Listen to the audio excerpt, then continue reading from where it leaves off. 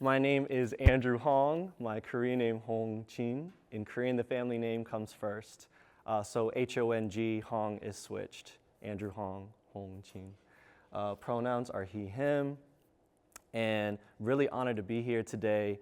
I am showing up not only as a restorative justice specialist, but also as a practitioner and founder, doing circle trainings, some even completely for free.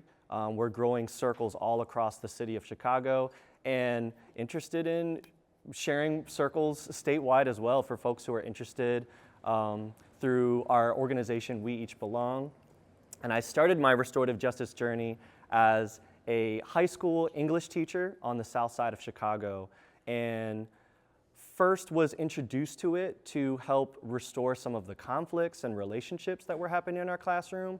But I then had the privilege and the honor of meeting more practitioners that helped me understand that restorative justice wasn't simply a tool to take out of your back pocket when conflict happens. I had the honor to learn more of its really authentic indigenous roots. I learned that restorative justice is a term that's relatively new, but the actual philosophies and practices are thousands of years old that understand when we gather, when we have better relationship, we have healthier communities.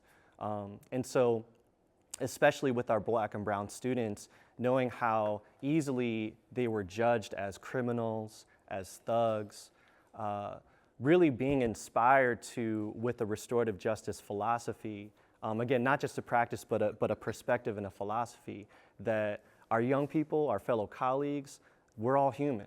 And seeing the humanity and really increasing the value with which I see every single person, and then uplifting that, right? So seeing the value and then uplifting it and investing in it, right? So seeing the way that we transformed our classroom and then eventually our school, and now having the honor to do it with community schools across Chicago. And yeah, excited to share it with you all as well. So yeah, that's a little about me. Awesome. Thanks, Andrew. So a little bit about me, T. McDaniel. I've been working with young people and communities my whole life. Learned about restorative justice as a correction officer at the Juvenile Detention Center. It's a very dangerous environment. I had to conquer my own fears in that space. To be honest, I was afraid, right? And I leaned on very punitive mindsets and punitive practices myself. But I learned very quickly from one of my elders to do things a little differently. In my observations of him and him pouring into me, I saw that he sat in circle every morning. He had one-on-one check-ins with the young men on his unit. And I started to implement some of those same things. And in that, I built a community on my unit. In addition to that, circling up, building community, building one-on-one relationships, I was intentional about meeting and anticipating needs. Whatever the needs were, I wanted to meet them. Because if you have everything you need, you can relax a little bit in any environment that you find yourself in, right? And I really appreciate this space because we try to create inclusive communities and environments where everyone has their needs met. So I feel it an honor and privilege that my sisters right here are getting their needs met. We've never done anything like this before, right? But we should be that intentional about being proactive about meeting and anticipating needs, okay? Fast forward, I needed a get out of jail free card. You know, I was doing time with my babies, 14, 16-hour shifts every day I was in there, right? So how can I get to young people before their justice impacted? Education it is. Transition over to education, I started out in security, carrying this RJ flag by myself. That led to me being the head of security at a school on the north side with about 1,600 students. That then led to me being the dean, leading culture and climate, et cetera, et cetera. I left CPS for a little while to coach and consult with a nonprofit organization called New Root Learning Institute, formerly known as Umoja, right? I built a lot of content, did a lot of coaching with a lot of different schools in many different school districts, out in North Chicago, in Zion, even in San Antonio, Texas, New Jersey, carrying the same RJ flag. That led to me creating content, the foundations of restorative justice practices for security, for CPS. So now all CPS security get a foundational restorative justice training around mindset, empathetic listening, and how to fully show up in their humanity so they can fully show up in service to young people and their colleagues, right? And then all of a sudden, this position came to be, right? And now, like I said, I have the privilege and it's a responsibility of leading this work, re-messaging this work, pulling it away from it being a way that we respond to discipline and hurt and harm. It's way more than that. It's about culture, right? It's about who we are and how we show up for each other in community. So that when harm happens, we are more willing to repair that because we're acquainted. We have something to repair back to. So I'm excited to be here with you all today and learn more about all of you as we navigate this space together, okay? All right, so what are we doing, T? All right, this is what it's gonna look like. We're gonna have a little check-in circle. I know we're at these nice rectangle tables, right? It's not really a circle, but we're still gonna build community. We're gonna introduce you to what we believe restorative culture is. We're gonna walk through some intro around restorative language that lead to and help support restorative conversations. And then we'll have some practice in ASL on what this might look like. And then you'll have access to a video that I call a labor of love that took us a year to walk through with a videographer to produce a restorative conversation in ASL, all right? Any questions about what we're doing? Or you're like, I didn't know this was what I was signing up for this morning. Don't know how much I'll be able to pivot, but I'm here for it. Any questions? All right, let's rock and roll. All right, so that leads us to our check-in circle, okay? What is this gonna look like? All right, so I put talking pieces, my own personal talking pieces, on some of the tables, right? What I want you to do is if you have a talking piece on your table, you are going to turn to the table behind you and you're going to connect with the folks behind you, okay? So you have a talking piece, so you'll connect with these folks here. You have a talking piece, so you'll connect with those folks here. So really, it's a little different over here, but the odd number tables have talking pieces. You turn around and you're going to connect to the folks behind you. We good? Okay, that's the first step. All right, what are we checking in on? Name, pronouns, right? Percentage energy level. Yep. Favorite childhood snack. Okay? And that's it. And then I'll bring you back, okay? I want you to identify someone who's going to start. So let's do that now. Who feels courageous? Grab the talking piece. You going to start? Okay, the talking piece is here. All right. Identify someone who's going to start, and I'll model for you. How's this going to go? Let me grab a talking piece.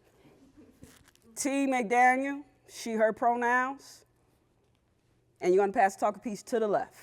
Okay? Percentage energy level. I just had a good cup of coffee. It wasn't looking good at first. Feel way better after my coffee. I'm going to go with a good 85. That's my percentage energy level. Pass the talking piece. Favorite childhood snack. There's so many. I'm just going to say chips, which at this middle age, probably shouldn't be eating as many of them, but I love some chips. And that's it. So I'll give you time and space to do that, to connect, and then I'll bring you all back to attention. Cool? Let's do it.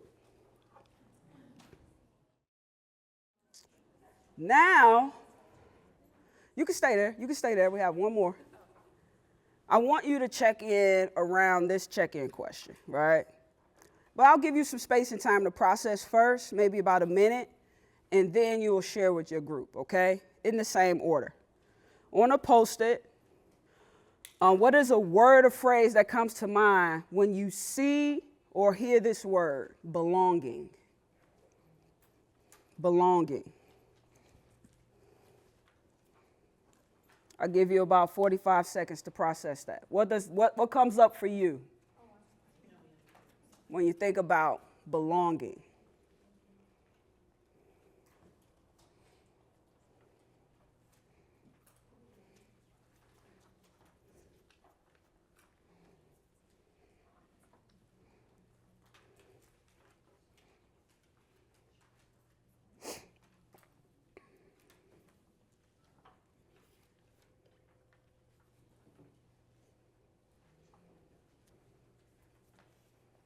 All right. In the same order, let's go back to our circles to answer this question. Go ahead. Okay. Let's reflect on what we noticed or what we learned, right? What did you notice about what Andrew and I like to call a diet circle? Because it wasn't really a circle, it's a diet circle. Right? What did you notice about that experience? Brings people together. Say it one more time. Brings people together. Brings people together. What else? Kind of equal time, like it was. Ooh, I'm getting excited. I'm so happy. That just made me really happy. Go ahead. I noticed how follow-up questions were asked, and then we went deeper into. You wanted to know more. The process led to more curiosity. I'm feeling tingles. Go ahead. Because you have the talking piece, it kind of like makes that natural, like everybody has to speak instead of having like the person who kind of takes over the conversation. Automatically creates equity of voice. Go ahead. You make the assumption about someone, and then when you find that they're similar, you find a similarity. I feel like I'm with my people. We are here for you. Go ahead. Everyone had a different word or phrase that I think led to asking more. Even there was one word given, which led to these multiple perspectives. Is that what I heard? That's what I heard. That's what I thought. Yeah, that's good. That's good. If communities had more of this, what's possible? And that's not a question we need to answer. That's something for us to just ponder and reflect on. If we did this intentionally amongst our communities, all of the communities we find ourselves in, what could grow from it? Right? And I'm going to hand it to my brother.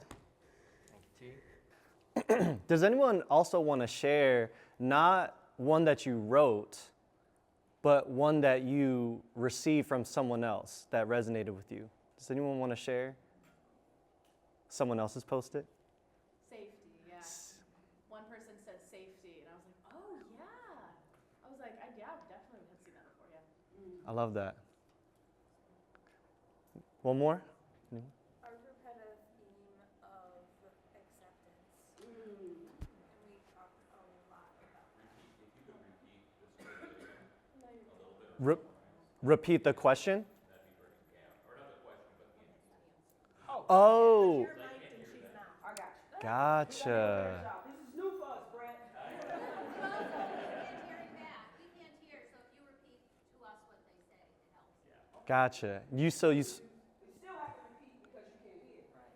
So we need this for the video, and we might need that mic on the table, Andrew. Yeah.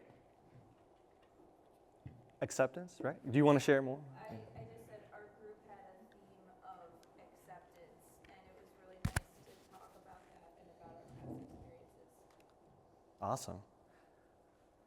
Can you repeat to us what she just said? Yes, I can, Sherry. Thank you for the clear guidance. Because I want to make sure, as T was saying earlier, that we make sure that we anticipate and meet the needs. So if that's a need, I want to make sure, out of my care for you all, to meet those needs. So yes, I heard, and it resonated with me very deeply, not only that you said that part of the response to belonging was acceptance, and I heard another really incredible thing, is that it brought up past experiences for each of you. Did I hear that correctly? What I love about that is there's a couple of things there. One, you didn't introduce that word, correct? That's a word that you heard from someone else or received from someone else. And yet, it's something that everyone can have some connection to. And it is bringing up, when we share, stories are sacred. And when we can share each other's experiences and stories, that's powerful. That's where we shift, as you said in the back, That's where we shift from assumption, right? Assumption, judgment, those are prerequisites to accusation and blame, right? When I think I know you and I think that I can place who you are and place judgment on your character, that can create, when time comes, it equips me to blame and judge. And that's a barrier to healing. That's a barrier to belonging in community. And I'll ask one more question and then it's like, what is the next slide? I don't know if you feel that way. But how many of y'all are in a school, or you don't need to talk about where you're at currently, but how many of y'all have been in an organization, at a college, at a former school, where there was like, the school's name is like Brown, and then we're Brown, and it's like B for be responsible, and R is like respect. Has anyone like, where there's like 5 values in that, right? Okay, I'm seeing some. We're noticing now here, if we're talking to colleagues or we're talking to a young person, it's like, which of these values, you need to be more respectful. How do we know if we're on the same page of what that means to each of us if we're not having meaningful discussion, exploring and unpacking this with each other, right? So when we talk about introduction to restorative culture, this is one of the fuller, this is not the diet circle, this is the full real circle. This image of our centerpiece here. And you'll notice the cards that we're placing around. So we're setting up the circle. And essentially what we've done a mini version of is begin co-creating shared values. Begin co-creating shared values. When I say begin, values are like seeds. So you can plant them, but you're never done. Do you ever, when a plant sprouts, do you ever stop watering it? Right? We gotta continue nurturing, right? So that's why I say begin. And shared values, because this isn't values from the top, from the superior all-knowing, right? This is a community, and so we need to value everyone's collective, co-created investment into it, right? And that's just a glimpse. We'll talk more about shared values as a part of the larger restorative culture, but wanted to give you that glimpse so that you have an experienced context to some of the theory we'll talk about before we get into the practices. But we start with something like that because we want to remind folks, it's not like, what is RJ? It's not a set of practices. There are practices, yes, that come as an extension of it, but at the heart of it, it's important that those practices extend from something deeper, something more in our understanding, which is that it's a way of being a person. It's as simple as that, in community with other people.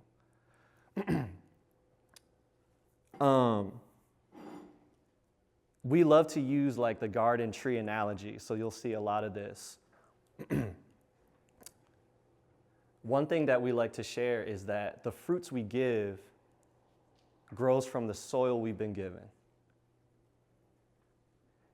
In other words, the behaviors that we demonstrate that other people see, it comes from something, comes from somewhere. What is the soil?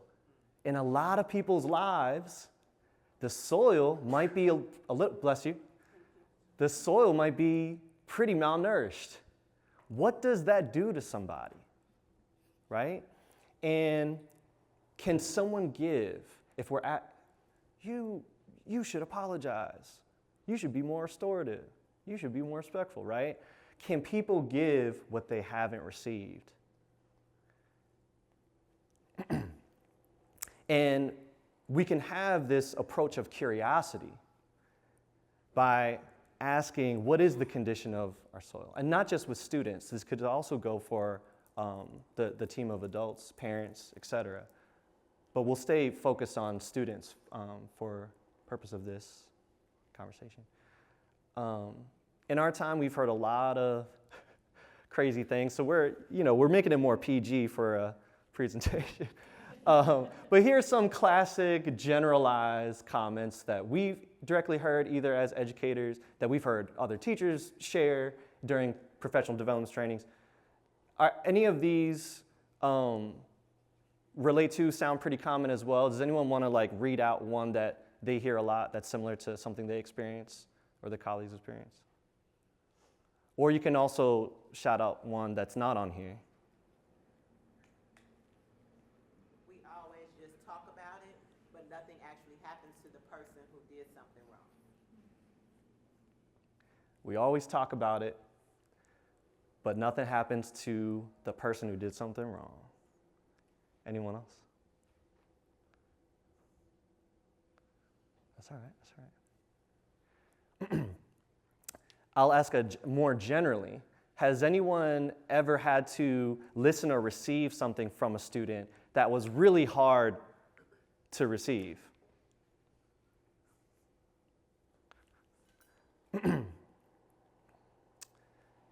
So whenever students are expressing challenging behaviors, and I'm sure this side of the philosophy is not new to a lot of you all, what is the condition of our students' soil? Where are they coming from, right? And so are there any of these, does anyone want to read out one that they have been able to learn more about as they got to know their students? Any of these resonate? I think with our deaf and hard of hearing students, the communication part is a huge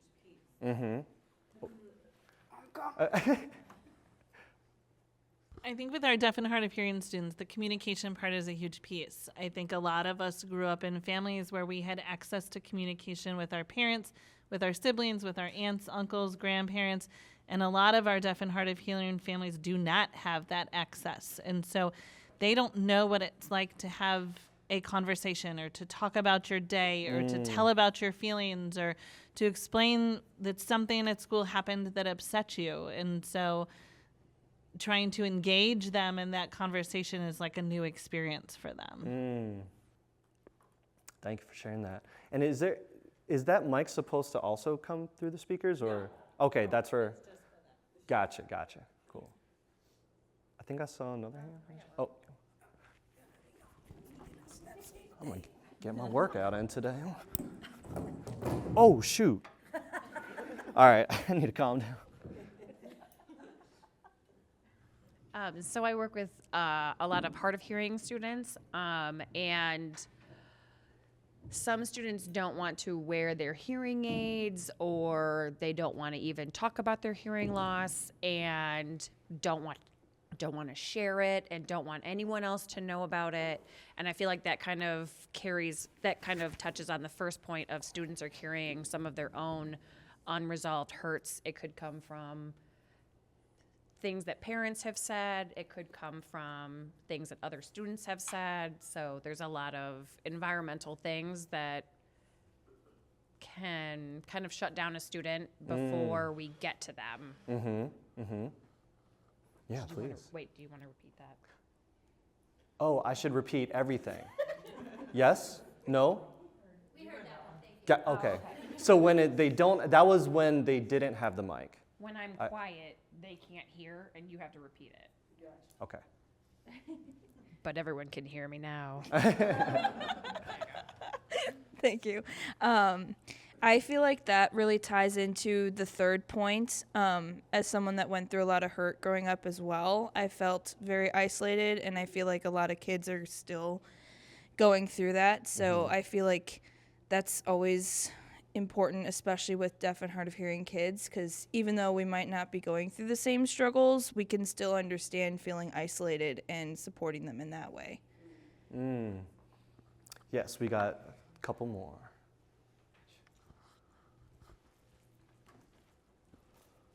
I think for our students who are in deaf and hard of hearing programs, many of them have been together for many, many years. So they have maybe previous, disagreements or social issues with students that maybe haven't been fully resolved, or so they're bringing some of that to the next situation or problem. So I think that's something to keep in mind, that these kids have all been together for, many of them, by high school for years and years and years. In a small group, right. And I think related to the our hard of hearing students, sometimes I think it's just plain fear. They may not even have had a lot of negative or comments or past issues with, they're just afraid that they will. So I'm not saying everyone, some have been teased and ridiculed, or have had negative input from other people about their hearing devices. But some students, I think, are just afraid that they will, of what, if they find out. I have a student, if she hasn't told any of her friends and she's having surgery, and she's like, I'm just telling him I'm having surgery. So she's just afraid of what might happen, in my view. So. Yeah, thank you. Did you see how big his smile got from that? I'm pretty sure he has. I was going to say that the condition of the soil can depend on the day for my students. It can depend on the period. I teach middle school deaf and hard of hearing students, and I feel every morning we check in with them, and it depends on what happened the night before with their family. A lot of typical peers are excited for spring break and winter break, but my students don't want to go home because they are so language deprived and no one communicates or supports them. So when they come back to me, it's a whole bunch of installing energy in them, boosting them back up, making sure we can get back to the routine, because they're just not available for learning until their basic needs are met. Yeah. So I would just want to mention that it could be period by period or day by day and fluctuate. For sure, yeah. And right behind you. I was gonna kind of add to like what Nancy was saying about that fear of being like ridiculed or teased or things like that. And I think sometimes like where the soil they're coming from is, I've met like parents who are so scared of their child being teased or ridiculed or anything. And I think oftentimes kids are so innocent, but then they see their parent being like, oh, wait, hold on, wait, take these off before you take your picture, things like that. And so then it gets fed into them of having that fear. Man, that's so good. Thank you. Is that going to be weird if it's like double mic'd? All right. I didn't want like an echo. Okay.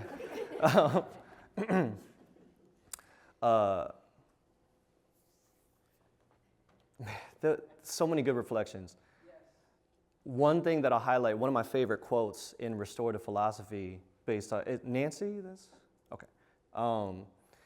There's a quote that says, nothing is really in the past until it is healed. Nothing is really in the past until it is healed. And so all those years and years and years, right? You're absolutely right. There's so much gunk and buildup. And if we think of healing as kind of like a river, the more buildup there is that keeps the flow from going, right? The more work and time is going to be needed. The more, unfortunately, this asks a lot of us. And so it is hard, but it is our beautiful responsibility to have that increased level of grace and patience, right, and persistence to try to get through years and years and years of gunk, right, especially as they get older. How many, just to also get a scope and an understanding, how many of you are like pre-K to 5? To know. Is that okay? How many are middle school? Oh, but okay. So, and then high school. Oh, so some of you guys, it's like, oh, whoa. Do the groups stay together that whole time? No. Some schools. So I'm an itinerant teacher, so I drive around from school to school and district to district, and then we work one-on-one with a student that's typically in a hearing classroom. And so we'll pull them out and work one-on-one with them and then put them back and then go off. So we could be working with a preschooler and a senior in high school in the same day, but obviously different schools. Yeah. And then there was, Oh, yeah. okay. We do that for CPS, so. Gotcha. I just said we do that for CPS. You do that for CPS. Awesome. Okay. Last two things. Gosh, I need to. Right, because wow. I'm like, we got time, and then I'm like, oh my God, there's like so many more slides. Okay, but this is so rich. The isolation.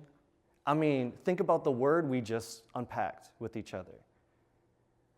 Do our deaf and hard of hearing students, are they in environments where they feel they belong? The general sense that I'm getting, and it kind of breaks my heart to hear, that it seems like, at least everyone who has shared so far, that the answer feels like no. And that just feels so heartbreaking. And I know you all may not have, depending on your position, you may not necessarily have a scope of influence on their hearing dominant classrooms. But I hope that there are ways where we can think about not only your individual relationships with the students you serve, the deaf and hard of hearing students you serve, but also being able to be an inspiring influence in what the classroom can look like to meet the needs. What is the need of, and I would say, yes, there's food, shelter, right? Those are like the literal physiological needs. I don't know what, sorry, I was thinking I didn't have a clicker and I was about to hit the slide, but I'll say one last thing and we'll get to you. But I would consider belonging in that social emotional wellness as a need, right? I can talk loud. Well, I think that's for the camera, right? So that'll help with that, yeah. I work with students with visual impairments, and I think so much of it for them leads back to the stuff that they have not accepted their visual impairment, their parents have not accepted their visual impairment, and then some of those behaviors come out because they don't know how to deal with it, and they have not, for lack of better wording, dealt with the acceptance of themselves first. That's deep. Thank you for sharing that. The acceptance. And yeah, it's possible to accept oneself regardless of your soil, but it makes it a lot harder. How is acceptance modeled for them, right? If they're not being exposed to that, it's going to be really challenging. So this again, clearly, I'm with my people, right? I love the bigness of y'all's hearts and the understandings you all carry. I will clarify that this is not to excuse any behaviors necessarily. There's a difference between using things as an excuse and using things to be able to acknowledge. There's a difference. It's so key to acknowledge, and recentering on our understanding of the soil increases that capacity for that patience and grace in those really, really hard times, and persistence. Can students be growers of restorative culture if they've never experienced being restored? We can't, right? Can we give what we haven't been given? So how can we help be growers, right? And help other people be growers? So when we go back to different things that are expressed, whether through ASL, whether through speaking for students who are visually impaired, I want to offer that we can see behavior like this kind of like sword and shield language. Sword and shield language. They're using the tools that they know. They're using the tools. That's what they know. That's what they're used to. And a lot of times with the fear, with the lack of acceptance, there's some need that they're trying to protect or trying to get. There is a real person behind that shield. But a lot of times our young people don't know the healthier way to be able to express this. And so when we know that this is sword and shield language, I'm like I so apologize, y'all. I'm like the dog from Up sometimes. So I'm like, PD, restorative squirrel. And I love my little animals. If we were in Circle, you'd hear the full story of this, but he's just, helping us out today. Okay, so in restorative culture, right, how is restorative culture a different perspective than the punitive, okay, you did a thing and now here's the punishment? It goes way beyond that. And there's pages and pages of incredible books, research online, directly primary source from indigenous practitioners. But the simplest way we want to share with you all is a combination of two things that's rooted in indigenous philosophy. And the first thing is this: every single thing deserves profound level of respect. Every single thing. Living and non-living, animal or human. Every single thing deserves profound respect. And when we have profound respect, when we have profound level of value for that because it's also part of me, we then have an increased investment and commitment to that thing or that person. An increased investment. So it's not just the feel and the acceptance and that lifting someone's spirit. It also informs and increases how we decide how to use certain resources, how we spend our time to support each other. And another way we can think about this is, what is possible when we cherish each person and see their wellness as our collective responsibility? And I use the word cherish in a really intentional way.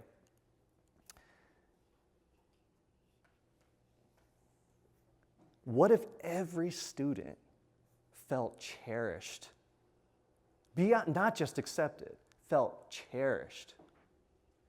It's a different level of feeling belonging in a classroom. And so when we see great value, when we know that a lot of our young people are simply using, even though it can be frustrating, even though it can be hurtful, it requires a lot of patience from us. We know that the sword and shield is just a front for some deeper things. We can. It's almost like having X-ray vision, right? It's like having X-ray vision.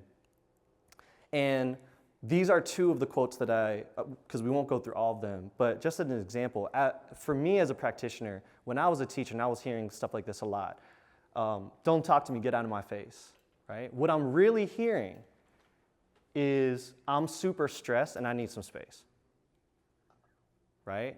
I'm looking behind the shield at the real person. And in knowing that, it's like, cool. Give the kid 5 minutes, right? Take a breather, regulate, you talk too much, just send me out. I'll go to the dean, this is stupid. This one actually legit hurt my feelings because I'm a super softie. And I was like, but I want all the kids to be able to talk to me, right? I was kind of in a kind of egotistical, selfish way. Not every adult can be the person for every student. But what I'm hearing is, I still don't trust you. I feel like you don't really care. The onus is on me. What have I not been able to do yet to kind of dismantle some of the distrust, the fear, and then gain trust? That's on me. Well, it's a shared responsibility. It's on me. It's maybe not all on me, but a lot of it's on me, right? So I can change how I respond because my understanding of the student is different, my value of the student is different, and my commitment to the student feeling valued is different. And so my choice is, I'm going to do whatever's in my power to get the student feeling heard, accepted, and valued. So what we're going to talk about now is, what we're going to talk about now is not just the philosophy, but this is the first step in understanding, okay, cool T, cool Andrew, this is great and all, it's stirring the heart, and at least I hope it is. It's like, but how do we actually do this, right? what are the things we can do day to day that actually make this experience real and make these intentions real. So this is the first step in understanding, transitioning, or extending from theory into practice, and it's called the stages of restorative culture. The first is opening doors of communication. We also like using that analogy of doors because relationship is kind of like inviting someone into your home. How many of you all have, colleagues that are pretty cool and maybe y'all will eat lunch together and like you get along? I hope everyone, at least one colleague, right? Okay, so so all those who said raise it, keep your hands raised. Okay, now how many of you would invite that person over for dinner at your house? Keep your hands raised. Oh, dang, whoa, y'all are tight. That's wonderful. That doesn't happen all the time. But I presume, and maybe this is a bad assumption to make, right? But that everyone has acquaintances, but you may not invite them over to your house, right? There's a different level of intimacy. And how are we making it feel safe so that, right, we're comfortable being in the same space, opening doors, et cetera.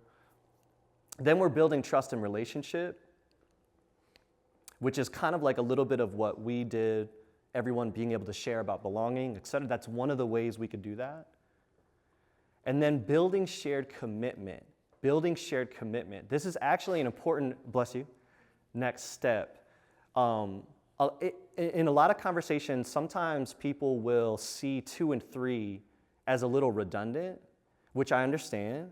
I'm curious, does anyone have a thought on what the difference is in what is accomplished differently in those 2 stages? So second is building trust and relationships. Third is building shared commitment. Go, go, go, go. 2 and 3 are both building a rapport with the student, or vice versa. Building trust and relationships, that's when you're give a little, share a little about yourself, not personal, but just making sure that they know that you are aware and you're open to receiving them, versus building shared commitment. It's sticking to it, not like, ooh, I'm getting to know you for today, but tomorrow, get out my face. I'll send you the check later. Yeah. When I was young, one of my first major celebrity crushes was Jessica Alba. Any Jessica Alba fans in here? Okay. Gotta ask, don't want to make assumptions. But yeah, I was a huge Jessica Alba fan. And I'm like, oh my gosh, like she's so amazing. And her acting. And I bring that up. Yeah, it's kind of silly, but it to your point, I had a deep desire to like want to be able to go on a coffee date with her, right? Or walk along the beach. And I had a desire to be in relationship. But let's say that I sent this submission for a sweepstakes to Nickelodeon and you would win and I won the sweepstakes. It's like, oh my gosh, I got to, right? Cool, I had a desire, but that doesn't mean that if we actually met each other that I would be able to be a good partner for her, right? The trust and relationship helps with the desire and the investment and the understanding and the connection. That doesn't mean those connections will sustain. What does it mean to know what activates you, to know your needs, and then to shift my behavior because I want to make sure I'm meeting those needs, right? So it's a different level of understanding and action that follows behind it. Then stage 4 is when we can address the topic. Addressing the topic, that could be anything. The topic could be the lesson. The topic could be, if it is around conflict, right? If it is around conflict, it could be, hey, what happened? And then it's taking action together. And so in these stages are cyclical. They continue, again, like seeds. You can't just do this once and then you're done. It's an ongoing thing, right? In communities I'm in, and on the CPS team, the CPS RJ team, we circle every 2 weeks as a team. Not to show off like, oh, we're the RJ team, but like because we need it. As humans, we need it, and we understand, and so we commit to that every 2 weeks. So repeat.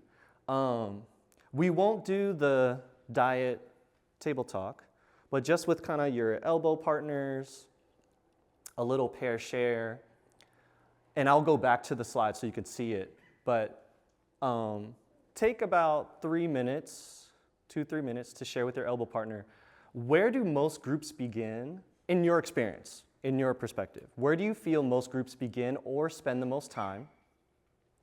And how does this impact the community long term? All right, so where do most groups begin or spend the most time? How does that impact the community long term? Okay. So, with your elbow partner. Yeah, what are your thoughts? Where do you feel most groups begin, spend the most time, and how does it impact the community long term? So let's bring it back, please. Let's bring it back. Guys, we're gonna share. I got you. So we were talking about how typically it's based on proximity. So like groups are based on proximity. So for example, I have 2 young children, and we hang out with people from the daycare. That's just, they don't have a choice in that. That's just because what we're choosing for them. Mm-hmm. And it recently was brought up to me that growing up, your friends are chosen for you, basically based on where you live or what school you go to. Mm-hmm. And then come to college, you're actually able to independently choose your friends based on what your wants and needs are. Mm-hmm. And so we just talked about how a lot of friends don't like intermixing with other groups. They have their certain groups and they don't want to go outside of those groups. So that can become a challenge as well. And Lisa wanted to add something too. For sure. Yeah, And then, I thought she was going to talk about all the stuff we said. And then I actually mentioned that sometimes groups are formed and we're put in groups that we didn't choose for ourselves. Mm-hmm. Like culturally, that group, cultural group, and ethnicity, your ethnicity, that group, whether you're male or female, those groups are already predestined for us and we're just put in them.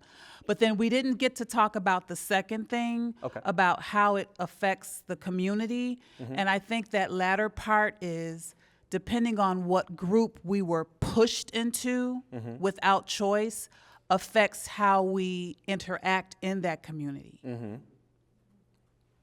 For sure. Yeah, thank you for sharing. One more who would like to share. Where do you feel most groups begin?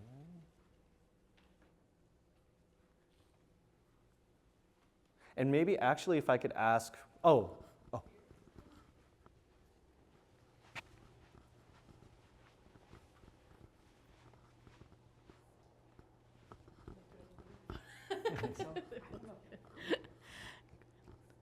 Yes, for myself, I think it's really the word for like community that can mean for deaf people and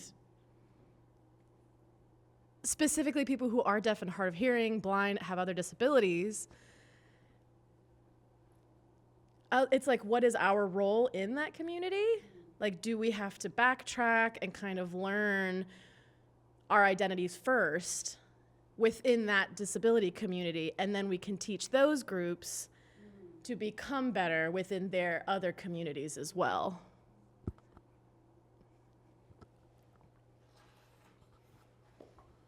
Yeah. No, this is great reflection. Mm-hmm. And an assumption I'm making, because I don't know if you, so I was also hearing a lot around whether you can choose a group or are put into a group. If you're put into a group, I don't know if I heard specifically though where you feel that group may spend the most time. Did you want to clarify maybe a number of your experience? If it's a group that you didn't choose. Are you coming back to me? Yeah, or Lisa? Yeah, or whichever. Say that again. Yeah, do you have a sense of when you're in a group that you did not choose? Do you have a sense of, in your experience perspective, where that group spends the most time? When you're put in a group that you did not choose or want to be in, it's more so that number 2, building trust and relationships, because you don't know, or I'm speaking personally. Yeah.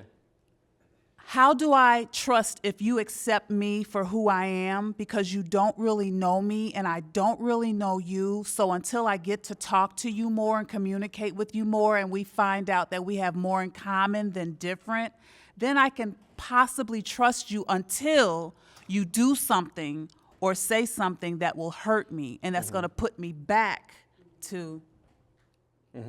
Sword and shield, right? Yep. Can I speak to this real quick? So what I'm hearing from you, what's your name? Lisa. From Lisa, that it's your personal preference to make sure you're safe, right? But say we enter a brand new community just for work. First day of school, I work at this school. Where do folks start? Based on that cycle, where do most groups just start initially?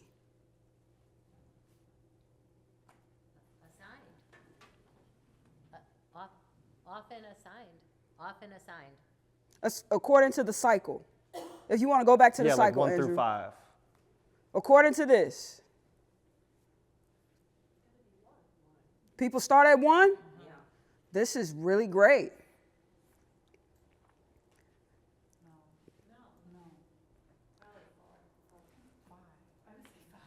Yes. And that's okay that there's diversity, because not It's every okay. community is the same. Right. Part of the point is again, not for us to speak what your experiences are, but there, of course, is going to be a diversity. But it's important to acknowledge, right? Again, where different communities are at. Someone said 5. How do you feel that impacts the community long term?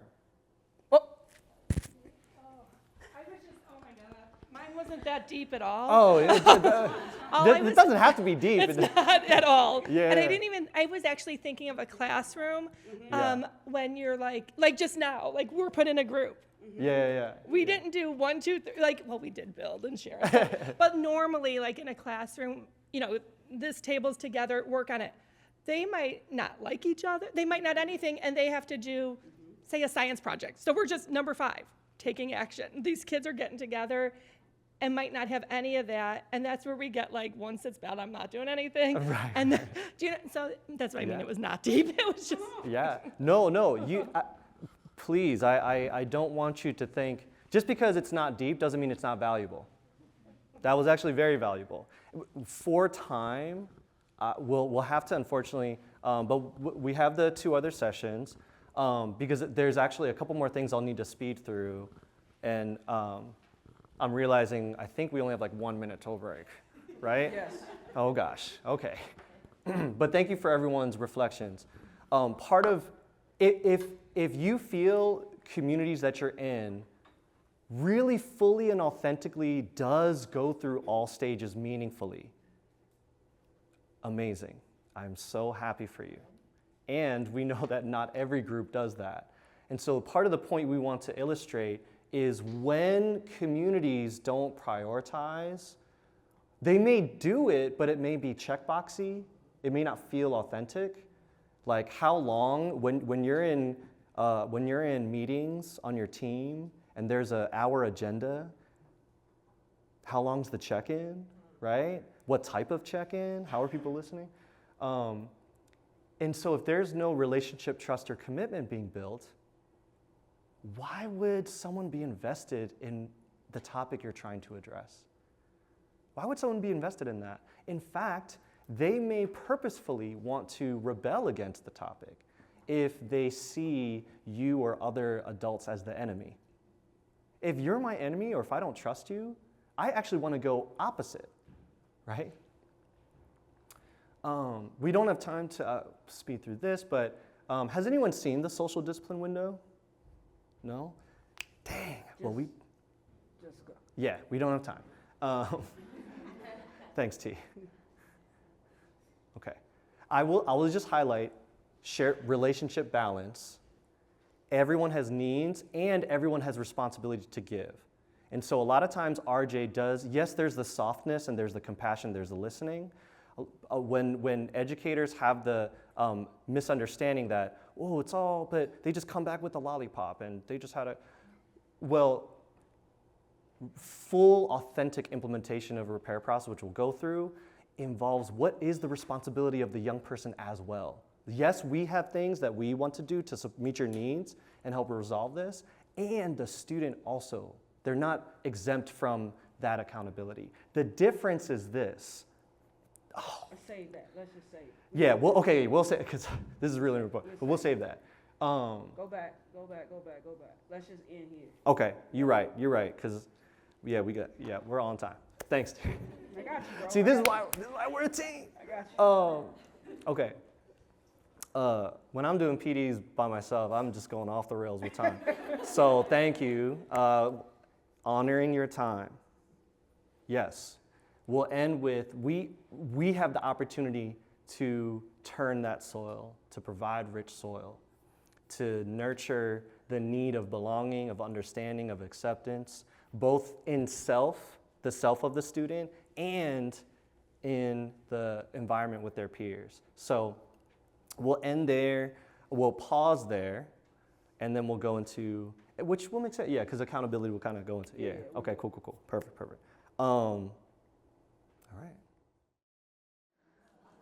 All right, everybody. We are back in action. And lunchtime is 12:15, I believe. So, all right.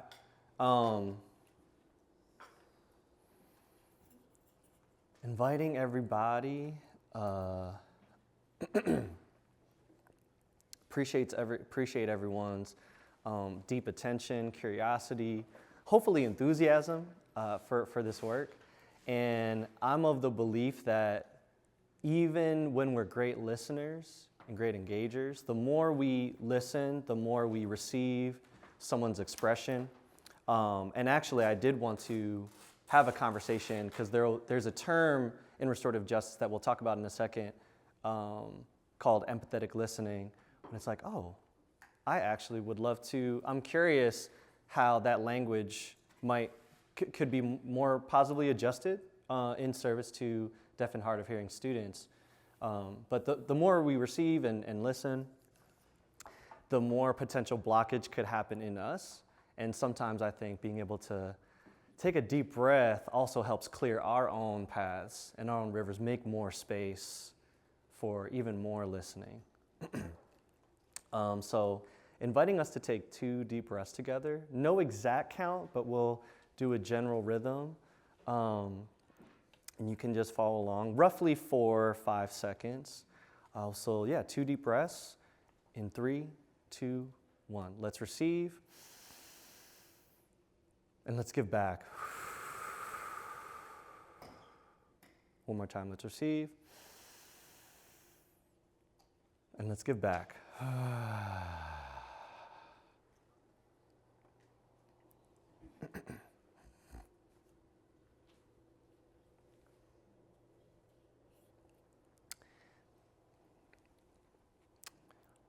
When I was earlier in my restorative justice journey, I saw myself as needing to defeat punitiveness, to defeat things like judgment, harm. I no longer use words like defeat. I'm not trying to defeat anything. I'm not trying to beat anything, right? What I'm trying to do is I'm trying to inspire and create pathways for shift. And one of those shifts is the shift from crowd to community. And actually, some of you also have, go on a different slide real quick. Some of you may have read it too, but if you did, overachiever, no, I'm just kidding. When we think about the words crowd and community, what are some similarities? What are some differences?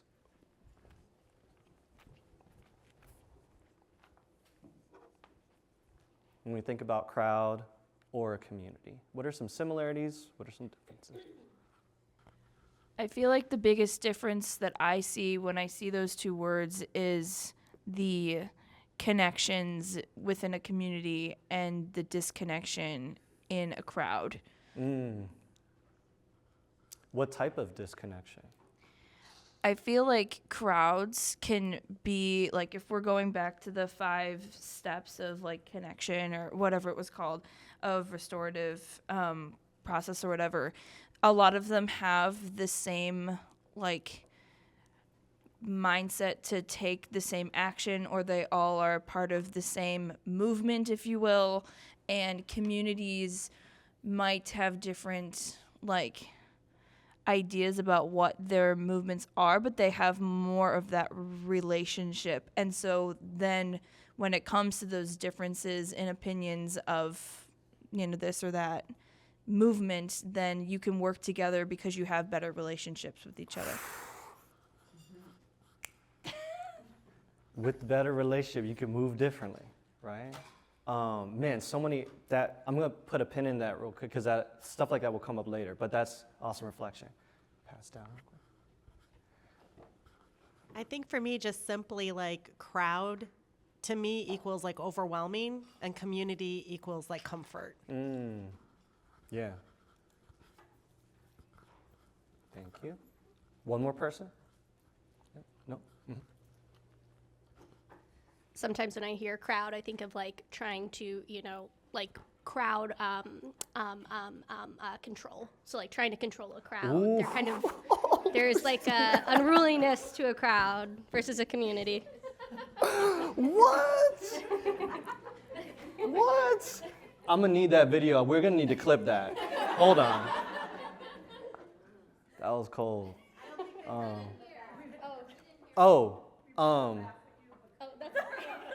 No worries.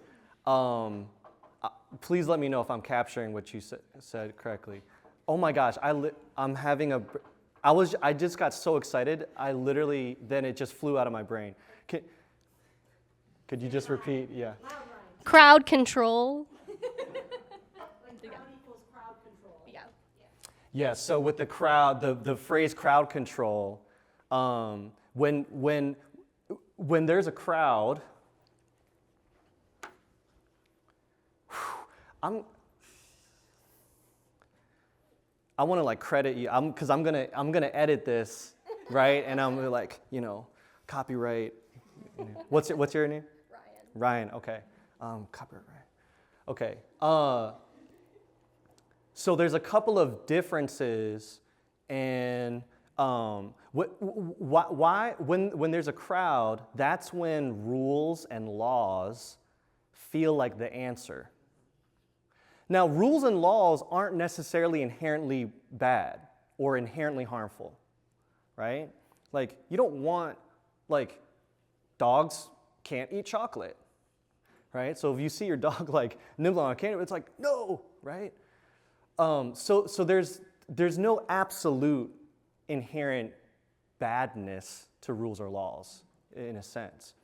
But the reliance on rules and laws as the only way to control feels more necessary in crowds.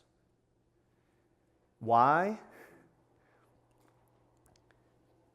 And I know there's a couple things on here, but the part that I want to hone in on is this second one. In a crowd, the assumption is that everyone else are potential threats. I'm walking through Disneyland.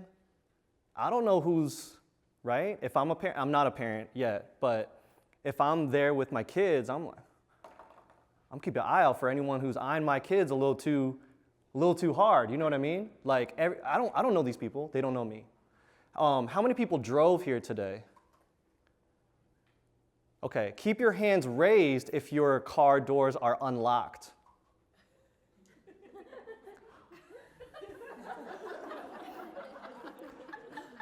You're a saint, you're a saint. Or maybe you forgot, I don't know. My remote doesn't work. Your remote doesn't work, I love it. And if I lock it and then open it with my key, the alarm goes off. Ah. There was some decision about that. I'm hearing root cause. Yes, root cause. So when we don't have stake in each other, when we're potential threats, that don't punch someone in the face, right? Don't go over this speed, whatever the thing is.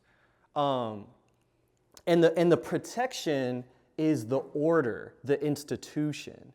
Now again, are institutions inherently bad? Not necessarily. But if that is the priority, we need to keep the institution in order. That can create a lot of gaps, and disposability becomes a tool to keep order for the institution. Disposability becomes a tool that is useful. When we're shifting to community, disposability, it could be necessary in very specific situations, of course, right? But everything is exhausted because that person is ours. That person belongs to us. Every single person. We are each other's responsibility. It's a perspective shift. And when we are each other's responsibility, it builds that authentic collaboration because we have that investment, which goes back, that's developed through the cycle. So this shift, imagine all the stages of the cycle, a community's doing all that to get from here to here, essentially. And as we transition into the repair process, we've talked a lot about the culture overall, the proactive relationship building. In transitioning now into, okay, well, what does repair look like if something happens? The last theory part that we want to have a perspective shift on is around accountability. Now, we talked about belonging. And we'll just kind of do this as a elbow partner as well. A little bit quicker because we are a little bit behind time. Maybe a minute. Elbow partners, what are words or phrases that come to mind when you hear accountability? And also talk about if you feel it's different if you think about people around you. So like words may come up for you. What are also some words, phrases that you think or you've heard come up for other people that you work with? All right. Go ahead. Jeff. Does anyone want to share, one or two people, what words come to mind? Integrity. Anyone else? Oh, I'm sorry. I was actually thinking like action, because you can't sit idly by if you're accountable for something. Okay, awesome, thank you. I was trying to consider both sides of things. So like being accountable, but like then what do you do if somebody is not being accountable, and having an expectation to have a follow-up or something in place when that happens as well, to hold everyone to the same standard. Awesome, thank you. Okay. Integrity, holding it, and the exploration of what that means, action, those are all great words. And with a lot of people that we talk to, people think consequence. People also think discipline. I want to offer, as part of a perspective shift, or maybe perspective growth around accountability, what it means in a fully invested in community, right? A continuously invested in community, right? Accountability, that accountability is an incomplete sentence. Accountability to what? Accountability to whom? And so when we remember that accountability, when it's a relational word, it's in relationship to something and someone. What if that student or adult doesn't care about that relationship? What if they don't believe a relationship is there? What then are they accountable to? How are we holding a person like that accountable to their actions? I was in a restorative conversation one time. Well, no, I was called in earlier in my coaching days, and I'm in a school, literally before I even put my backpack down. The staff is like, oh my God, Andrew, thank goodness you're here. This conflict, we're doing a restorative conversation right now. And I'm like, okay, cool. Didn't know the situation, but they already kind of were going. So we walk into the room. It's a table similar to this, student, teacher. Teacher's like this. Student is in a chair. Right? How do you think that student's feeling, right? And how do you think the teacher's feeling? And then afterward, we couldn't complete the whole process, which again, we'll talk about what that process looks like. We couldn't complete the process. Why? They're like, see, Andrew, we're trying, but it doesn't work. I asked two very simple questions. One, was there a pre-conversation to check in with both of them beforehand? They're like, oh no, we didn't do that. Cool. Not a judgment on you all. We'll just make sure you all get some training and support around what that looks like, right? But the second part, I was like, come on, guys. No judgment. But I was a little bit frustrated. The second question was, what is the history of their relationship? This was like middle of the school year. Again, to go back to the unresolved, right? Nothing's in the past thing, the build-up. They're like, they've been going at it all year. Well, of course the student's going to act like that. You know what I mean? Accountable to who? Someone you don't like and doesn't like you back? Crowd says, I'm not allowed to hurt you. Invested, restorative, healthy community says, I don't ever want to hurt you. It's a difference. Huge difference. It might look the same at some points on the surface, but huge difference. And so accountability and discipline without relationship feels like an attack. I suck. I'm not good enough. I'm weird, right? That's why I'm in trouble. But accountability with relationship, because I care about you and I know you care about me, it becomes an act of care. I don't want this teacher's experience to be that, because I know they want me to have a good experience. So how can I show up differently? And so this goes to what you were saying, which was also cold. When we have that deep reverence, when we have the increased the key is yes, even when it's hard. Even when, cool, we can, Bears were winning a little bit. City was coming together. Cool, bars were doing great with their quarterly, you know what I mean? Cool, we could grab teachers, cool, let's do happy hour. Okay, easy stuff is easy, and that's great. There's nothing wrong with that. But what about when we start disagreeing? Right? What about when I printed off those things and I asked you to grab them for me and you forgot? Right? Now I got 30 kids, right? And with that, I'm going to pass to... I need all the mics. Right. I'm sorry. I was like, I gave them to you. It became a part of me. I forgot. It's all good. All right. This sounds weird, but I'm here for it. All right, so let's get into the second half of our content, which is the intro to restorative conversations and the power of language. All right, so this is what we're going to do. This is going to be a lot of fun. All right, I'm so glad I didn't have to literally do that It was done for me. I'm splitting the room in half, all right? So this side, to my left, is going to be the group of folks that discuss when you were hurt by someone, okay?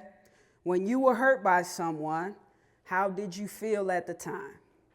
What did you need at the time? What fears and concerns did you have about holding the other person accountable? You're just going to talk about this with an elbow buddy, right? I'll give you a few minutes to do that. But I want you to keep track of the feelings and the needs, okay? All right.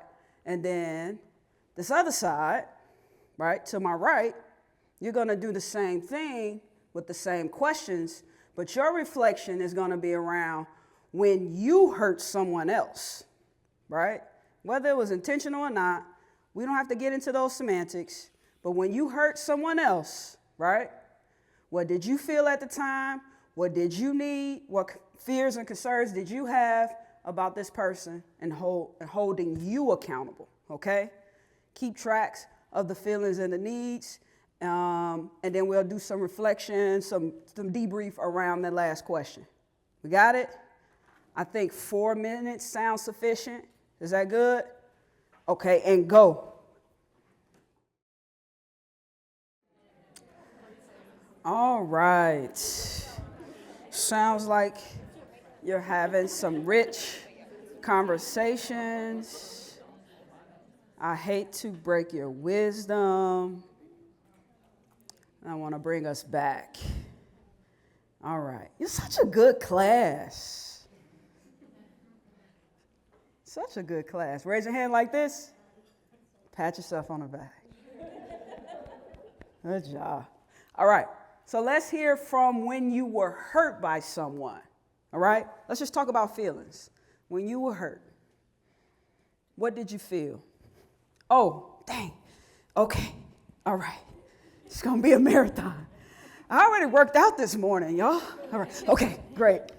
When I feel hurt, I feel angry and misunderstood. Angry and misunderstood. We're popcorning this thing. Go ahead. I said that I have 2 teenage daughters, so I feel hurt all the time. And obviously my mechanism is humor. I'm like, oh, okay, like trying to throw jokes back at them. I'm like surprised, but not, I don't take it to heart because one moment they're sweet and one moment they're not. So Okay. I'm shocked. I'm like defensive. Shocked. I look at them like, oh, your Defensive. privileged life. You're getting sassy with me. Like, you know. Isn't that something? Yeah. I have one of those at home, too. It's fun times. Yeah. We should hug later. So I heard defensive, shocked, humor. All right. When you're hurt, feelings from this side, what do you feel? Betrayed. I heard betrayed. Disrespected. Invisible. Disappointed. Disappointed. Gutted. I think it's okay without the mic because I'll repeat them all for this one. Okay. Anything else? Sad. Feel sad. Yep. Okay. Let's talk about needs. What did you need? Or what do you need? What did you need? Time. Time. Space. A break. Space. Love it. What else? A really good cry. To emote.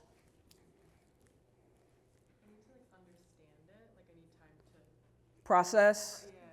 Time to process, to understand, to reflect. Did I miss something up here? Time. Okay. Validation. What I'm feeling is real for me. Yes. Say it again. To vent. To vent.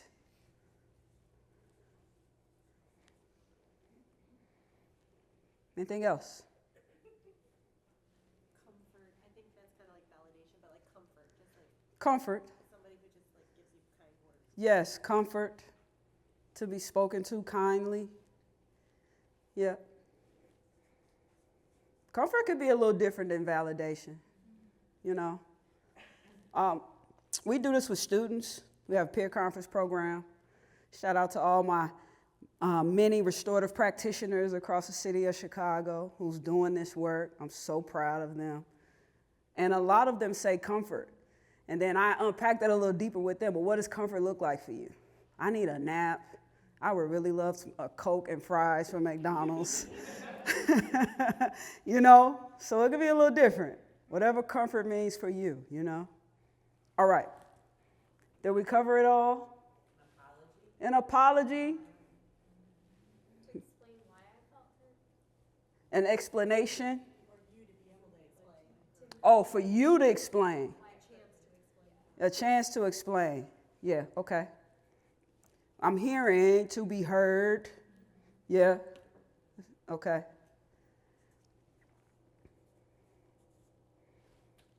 Did we cover it all? Okay, cool. I'm going to pause. When you were harmed, let's go to this side. The troublemakers. No, I'm kidding. I'm kidding. We've all been on both sides, haven't we? Yeah, because we're human. All right. How did you feel when you hurt? I have to switch the screen. There we go. When you hurt someone else, this side, how did you feel? Sherry. Misunderstood. Yes. Deep shame. Shame. Yes. Yes. Shame. Yes. We said embarrassed. Embarrassed. Give my brother time. Regret.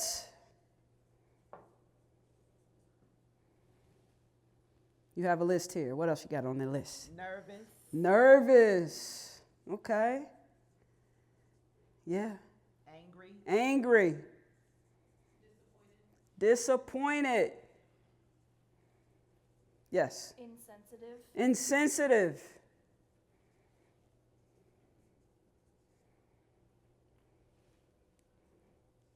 What else? Sad. Yes. Validated. Oh, validated? I told y'all of this side. I was. I love it. Anything else? Sometimes you can feel empowered. When you harm? You know, like that validation of, like, okay, this has been on my chest for years and years. And Oh, yes. Strong enough to tell you, I don't mean, to hurt you, but, Yes. just sometimes it could just be empowering. Got you. So, what's your name? Carrie said it can be empowering to get stuff off your chest. You've been holding stuff for a long time, and you may not have intended to hurt this person, but to get this off your chest feels empowering. All right. Yes. What about like justified? Some people feel justified. Justified.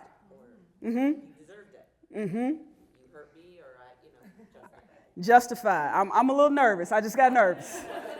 Just got a little nervous. Confused. You don't even realize, like, Yes. the person was so sad, or like, Yes. it was even nothing. Yes. You have to backtrack and. Yes. I like this one. Sometimes you feel confused, not even aware that you may have hurt this person. It may have been something simple to you, but it ended up harming someone else, right? Any other feelings? I'm afraid to ask. Let's quickly move to needs. What did you need? What did you need? To be heard. Clarity. To be heard, you needed clarity. What else? Forgiveness. To take a step back. Maybe, would that be like time? Time. Mm-hmm. To engage in perspective taking. To engage in perspective taking. To understand. To understand. To make it right. To repair. I'm just going to say repair because that's what I say. That's cool? All right. What else? What did you need? A Coke and fries? No, I'm joking. To vent. Yeah, to vent. Yep. Mm-hmm. To fact check? Maybe fact check? Okay, cool. Yep. Mm-hmm. An apology or to apologize? Apology or to apologize? Okay. To be understood. Understood? Mm-hmm.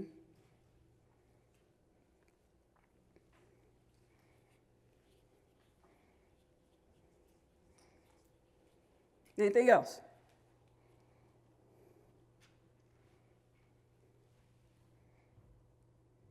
All right. So, go ahead, do your thing.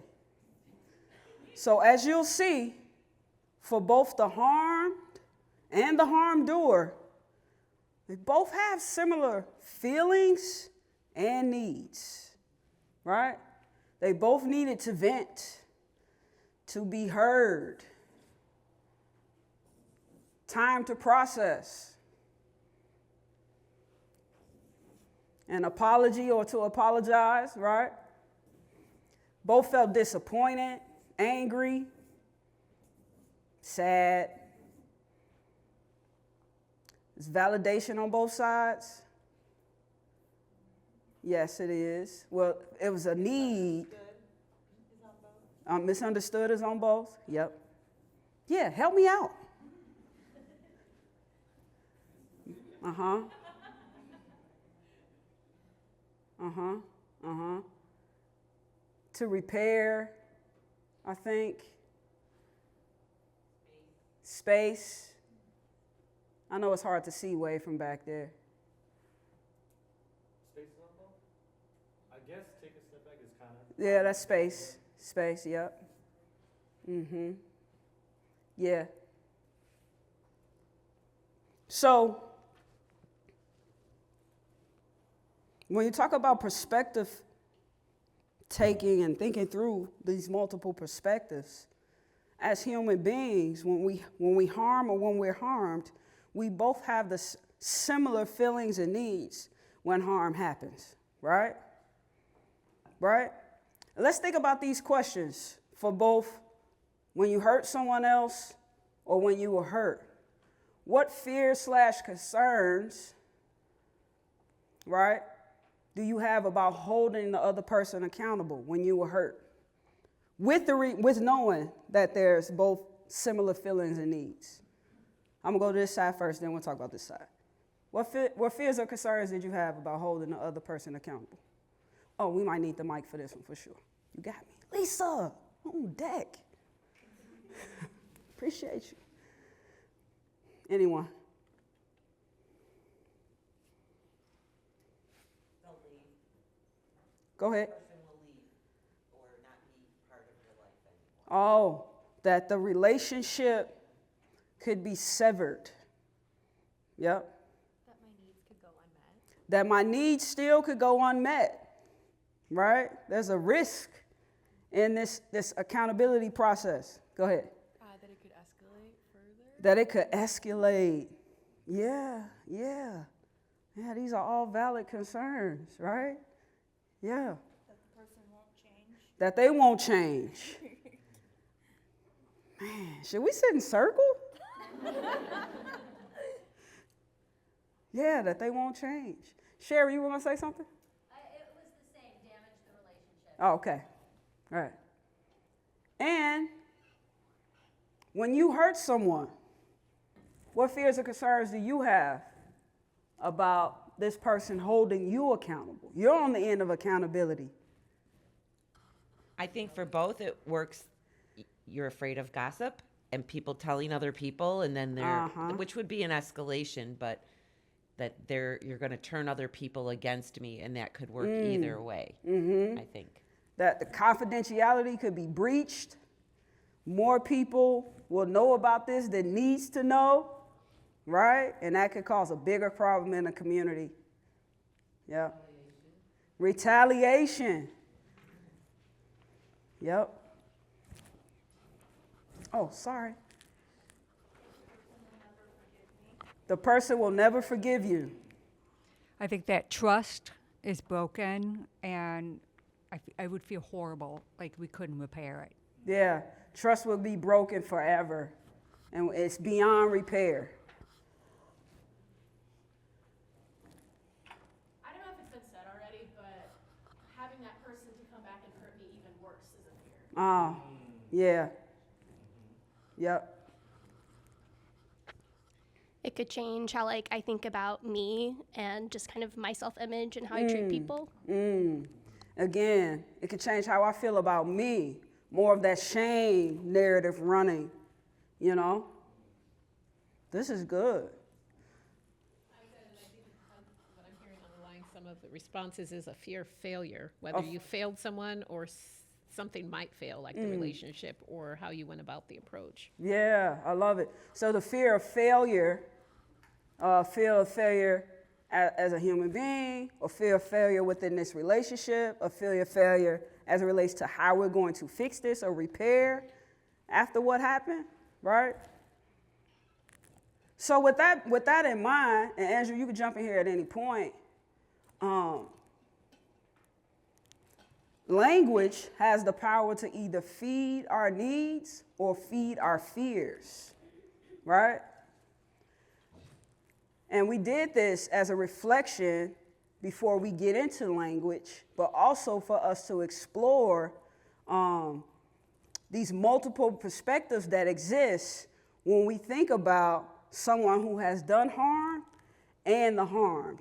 How many times have you been in communities, in particular schools, where a young person has done harm and we never even consider the feelings of the person or the community that may have been harmed by the behavior? We just hand down a consequence. So those feelings and those needs go unmet by the harmed and also by the person who has done harm. We never get to the root cause with our traditional punitive process. And I think I'm getting ahead of myself, right? Oh, there we go. I must be prophetic. No, I knew this was coming. So when we think about punitive culture, right? Punitive cultures, the foundation is fear and punishment. And that might work for some, right? I'm not saying that, it doesn't. I'm not here to have that argument, right? That might work for some. But the mindset around fear and punishment goes back to that crowd mentality. What rule was broken? Who broke the rule? And what punishment are we handing down because they broke that rule, right? It's this belief that fear will positively change hearts, minds, habits, choices, behaviors, right? And young people will tell you, I ain't never scared, right? But in restorative culture, our responsibility is to the relationships, right? Especially because there's similar feelings and needs as human beings, right? We want to ask questions, and we're going to get into these questions as it relates to the restorative process. What happened and why? Who was impacted and how?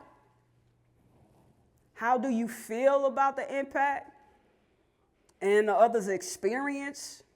What is the experience and the impact we desire to have? What does each person need in order to feel taken care of, included, so that they can grow, right? And how do we work together in care to prevent future harm and strengthen that relationship? You all know the Chicago historian, Dilla? Have you all heard of him? Phenomenal guy.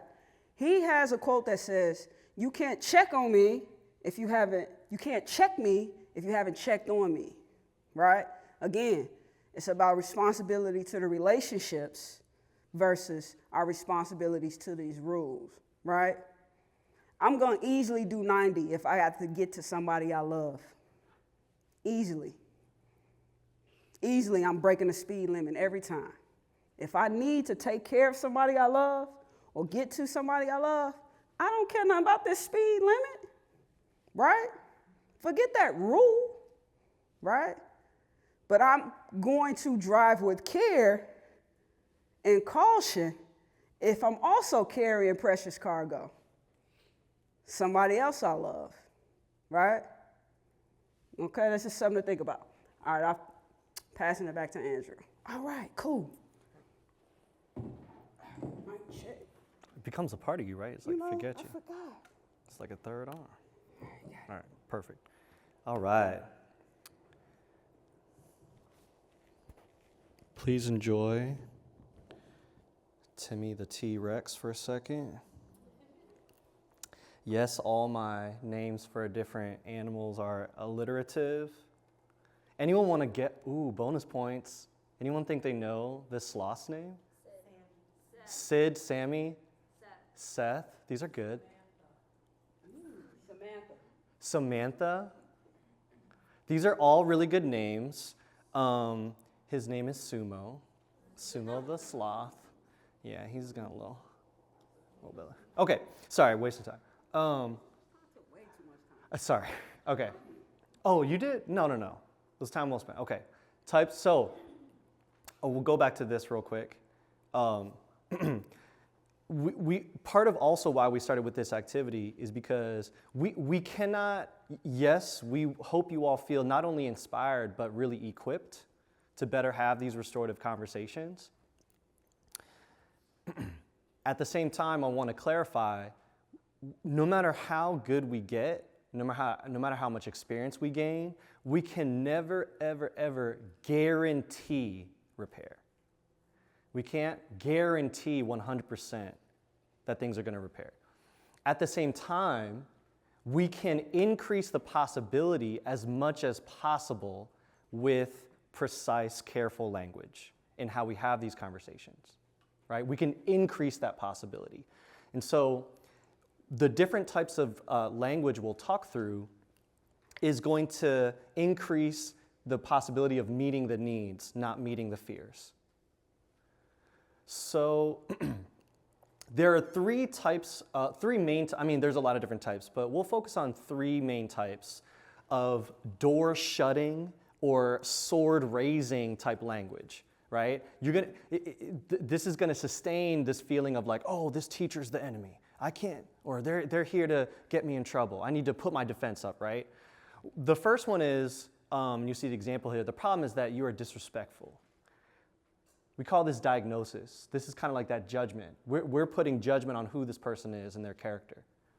That could really, even if we feel validated, which was, right? Even if we feel validated, that's, at the end of the day, if it's door-shutting behavior and it limits the possibility of harm, what is the usefulness of this type of expression to a student, right? He deserves a 3-day suspension. This is deserve thinking.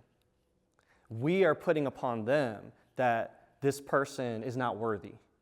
We're assessing their value, and we're also deciding for them instead of deciding with them, right? Giving them the opportunity to grow and exercise their muscles of holding themselves accountable, right? Not just being told what the punishment is. And then sit down right now because I said so. This is demand. Again, alliteration. I mean, I didn't come up with these, but I love the alliteration. So yeah, is this sword lowering language?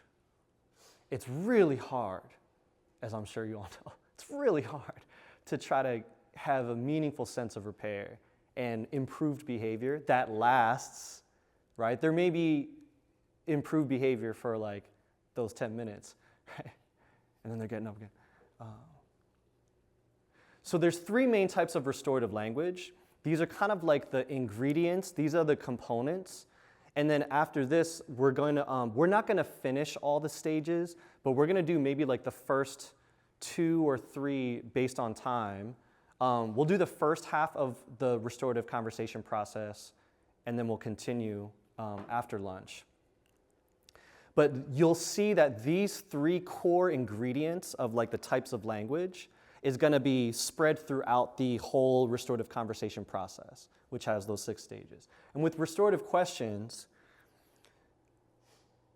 we're just highlighting here. I won't go too deep into these. It's kind of repeating. It's just reinforcing a lot of the same things we talked about, right? But each type of restorative language achieves a different priority and philosophy that we have. So every person is our responsibility. Every person is capable of growth, right? So we're not, again, telling them because it takes time. It takes time to pause and like actually, hey, what happened, right? Let me take this time to understand more what happened. Empathetic listening, respect for each other's human experience and acknowledgement, right? It achieves that goal. And then I statement, accountability is an act of care and responsibility to the relationship. So each of these 3 together combined achieve all those different goals and values in the community. Restorative questions. These are pretty much the same or similar to this overview.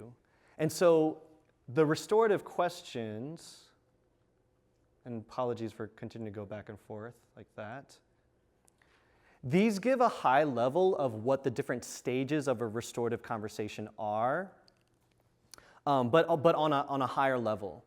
And is anyone noticing, what are some assumptions underneath these types of questions as opposed to how educators might engage in that conversation typically?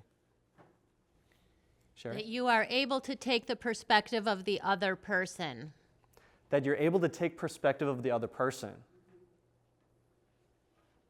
Yeah, anyone else? There's inquiry rather than blame. Inquiry rather than blame. Yeah. Yes? Like there's an assumption, like I already know what happened, I'm asking you, like your storyline. There's no assumption. We're actively trying to have them share and let us know. And that gives them an opportunity, as we said on the posters, right, to be heard. Both for the person who caused and for the person who received harm, right? It also, this is, well, actually, no, that'll come up in the stage in a minute. Okay.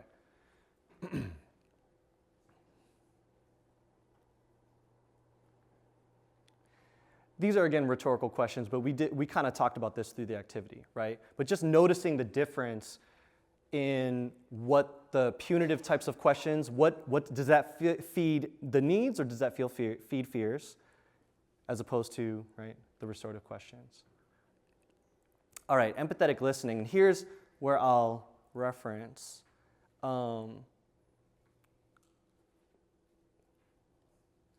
can I phrase this question? Is there a better way that I could communicate or we could talk about in context to servicing deaf and hard of hearing students? Is there a better way than to say listening? Or is listening cool? And it's just more of like we're using listening in a different way. I just want to be mindful and anticipate needs. Sure. Possibly replace the word listening with language, but I'm not sure what other people would think of that. Thank you for that. Yes, centering the...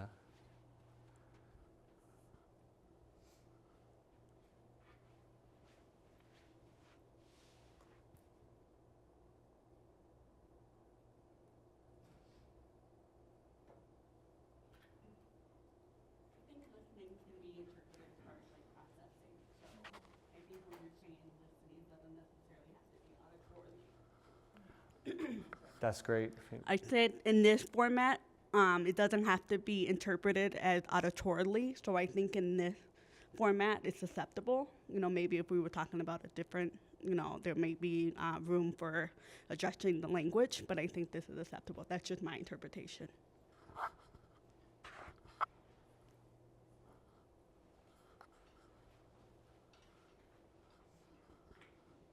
Does that feel good? It's a difference in signs mostly. Different in sign. It's like listening is more like pay attention, focusing what you're trying. You can also do listening with your eyes too. So it's like receptively receiving it through your eyes. Yep, that's another way. Yep. Awesome. There's another way of signing it too, accepting it through your mind or accepting it through your heart, right? Ooh, I love that. Skirt editing. Like absorbing that information, that's another way of doing it, kind of absorbing it. I love that. Yeah, those are really powerful. And look at the alliteration, huh? Can I ask? Receiving?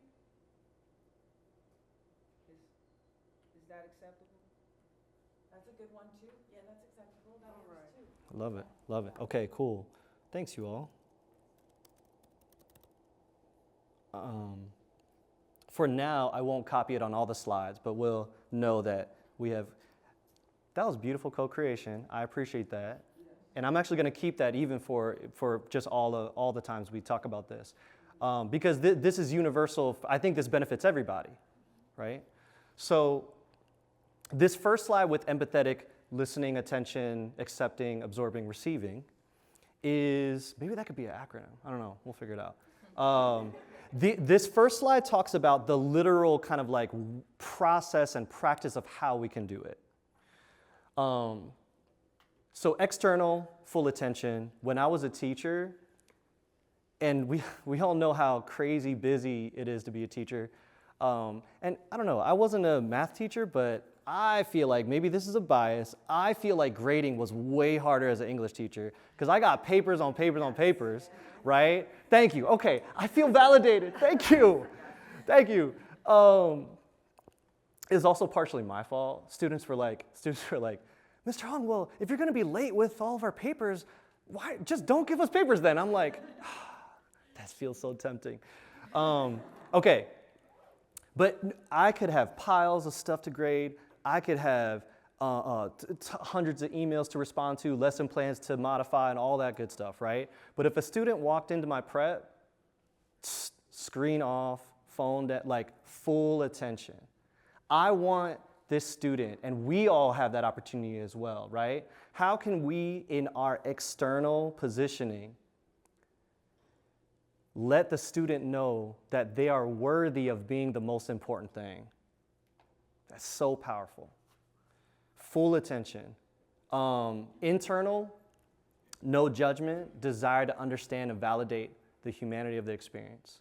Even if they're saying some crazy stuff. I've heard some crazy stuff. But how can I still see the humanity in that kid? I've had kids, and again, let's not dance around it. I said I taught at an alternative school on the south side of Chicago.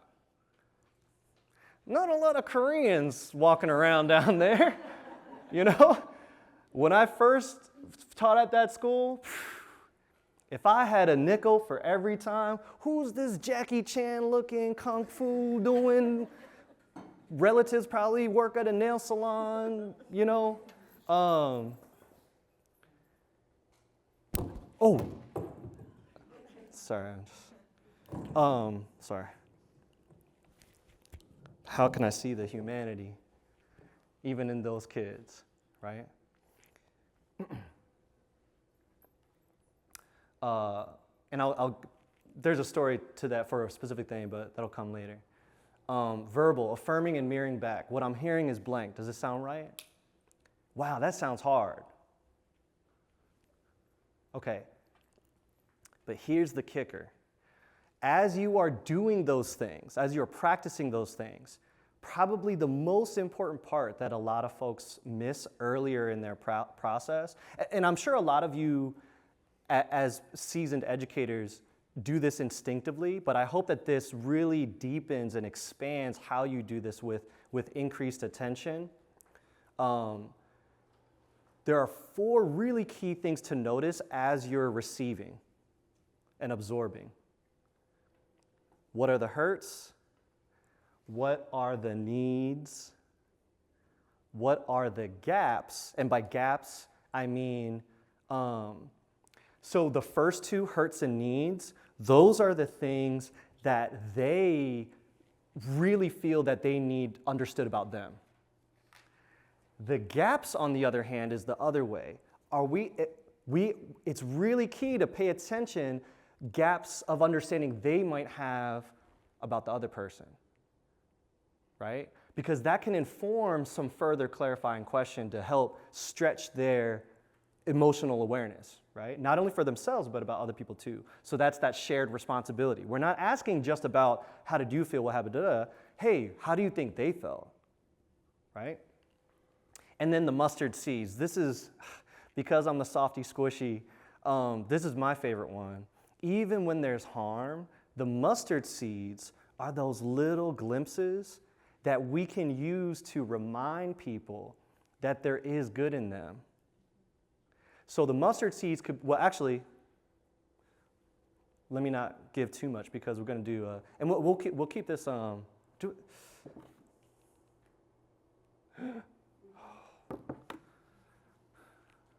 maybe we'll keep this whole group. So here's a quote. Are there any thespians in here?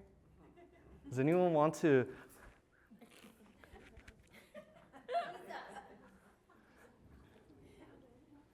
Would you like to bring to life this quote here? Now? You want me to mime? Or yeah.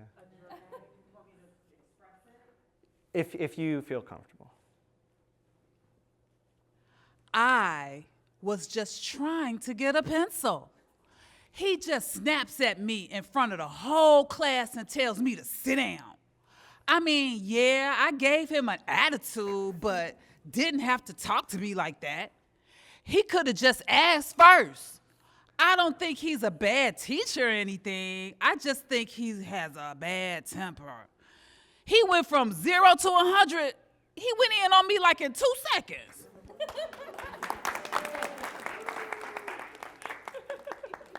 I love it. That's one of the few, this is one of the few things I do know in ASL. I would love to learn more, but it's so, I don't know, I love doing it. Thank you, Lisa. That was beautiful. The little ad lib at the end, the little hot sauce, what he wrote wasn't good enough. Let's spice it up real quick. Yo, I got you. That wasn't in the contract. We're gonna need to add that one. So invoice us later, because that was unexpected in a most pleasant way. Okay, we don't need to necessarily go in order. And let's do this collaboratively, whole group. Is anyone noticing a hurt, a need, a gap, or a mustard seed? Again, you don't need to go in order, but what are we noticing here? Sherry? I'll go with mustard seed, good self-advocacy.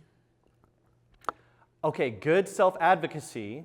Can you be more specific in something the student said that we could like affirm or give attention or speak to when we mirror back? That's like, hey, that's awesome.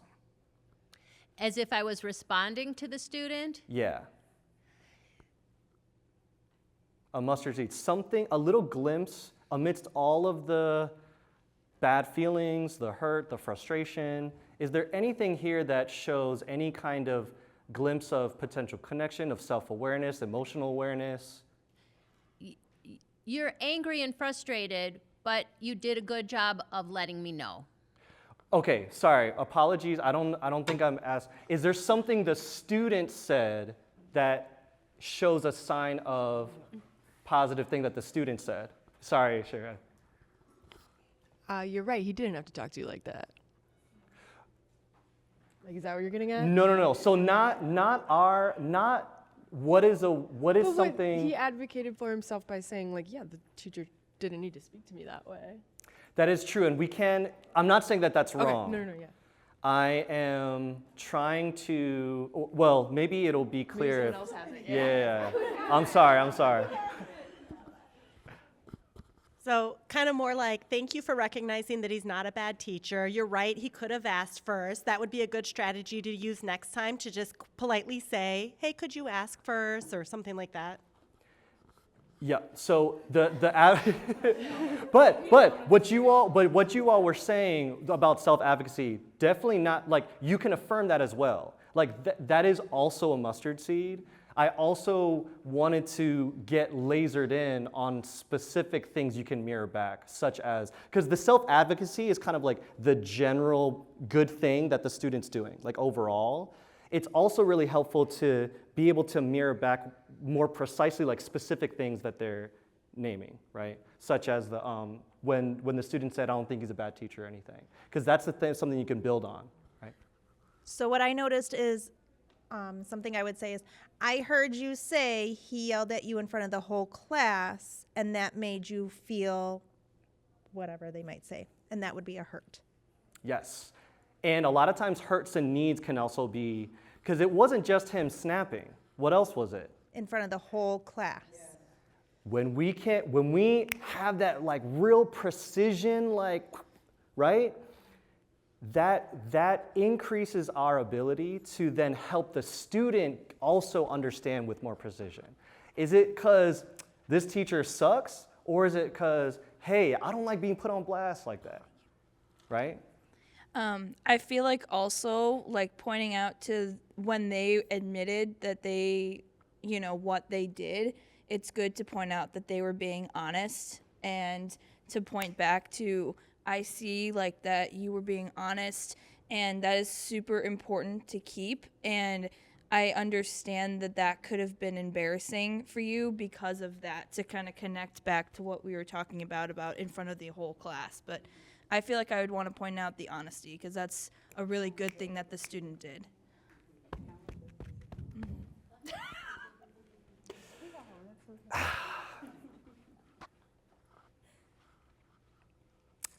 Our state's in good hands.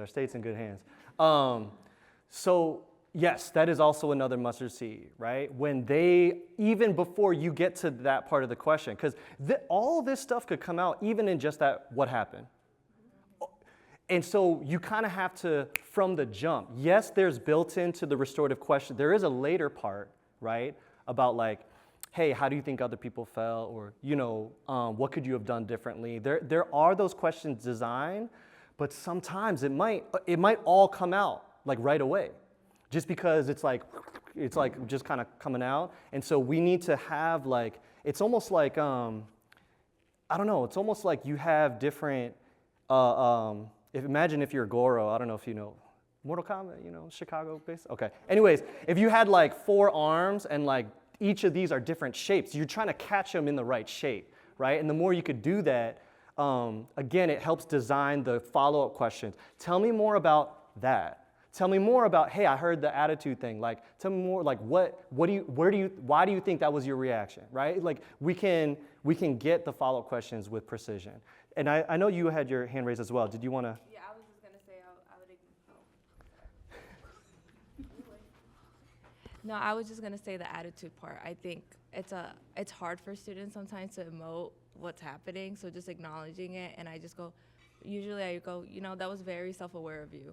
Like, you gave attitude, it happened, but like, what do we do about it? But I think acknowledging is really important. Yeah, the acknowledgement for sure. Yes. Well, I was just going to say, what about acknowledging the fact that they were trying to get a pencil? Like, they were trying to be responsible and do something, and then they were surprised by this, right? Like, I'm assuming that they're trying to get a pencil because they're trying to be responsible and do their work, right? I want to nudge you or anyone else a little bit. Ooh, I love that you noticed that. And the imaginary young person also loves that you noticed that. What could potentially be a need that we're hearing in them saying that? Because there's a need underneath that by noticing that. Like in terms of like how the student is perceived.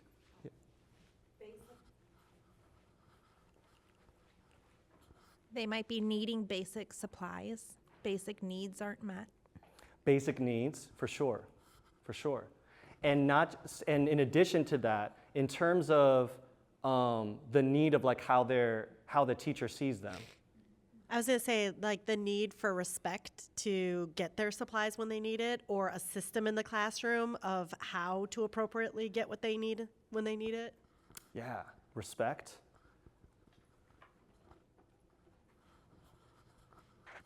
Also a need to not make assumptions. The student said, you know, I was up to get a pencil and the person just snapped at them. The teacher didn't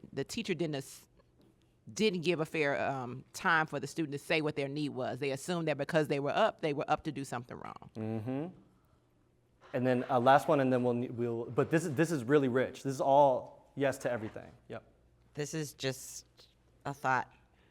What if he went up to get a pencil in the middle when the teacher was presenting and it wasn't the right time to get up to go get a pencil?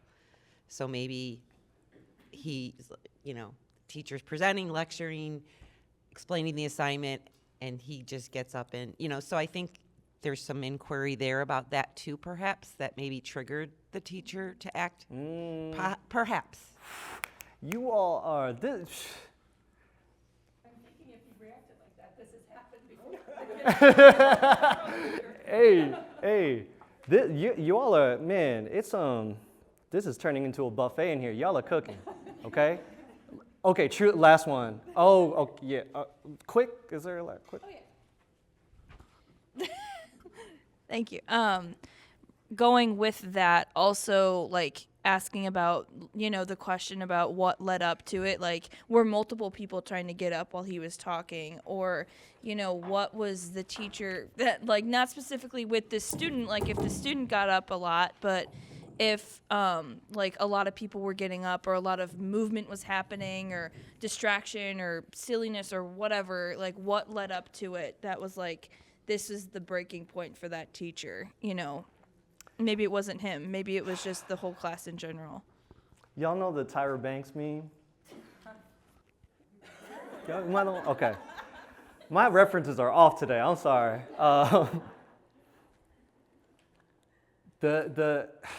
Yeah, everything, yes.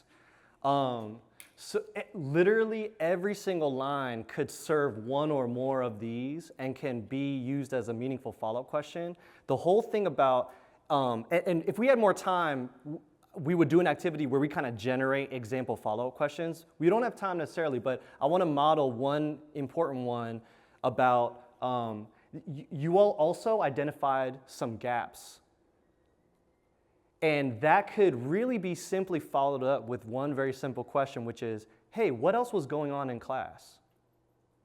It could have been, oh yeah, the teacher was such and such. Or yeah, there were like 5 other kids.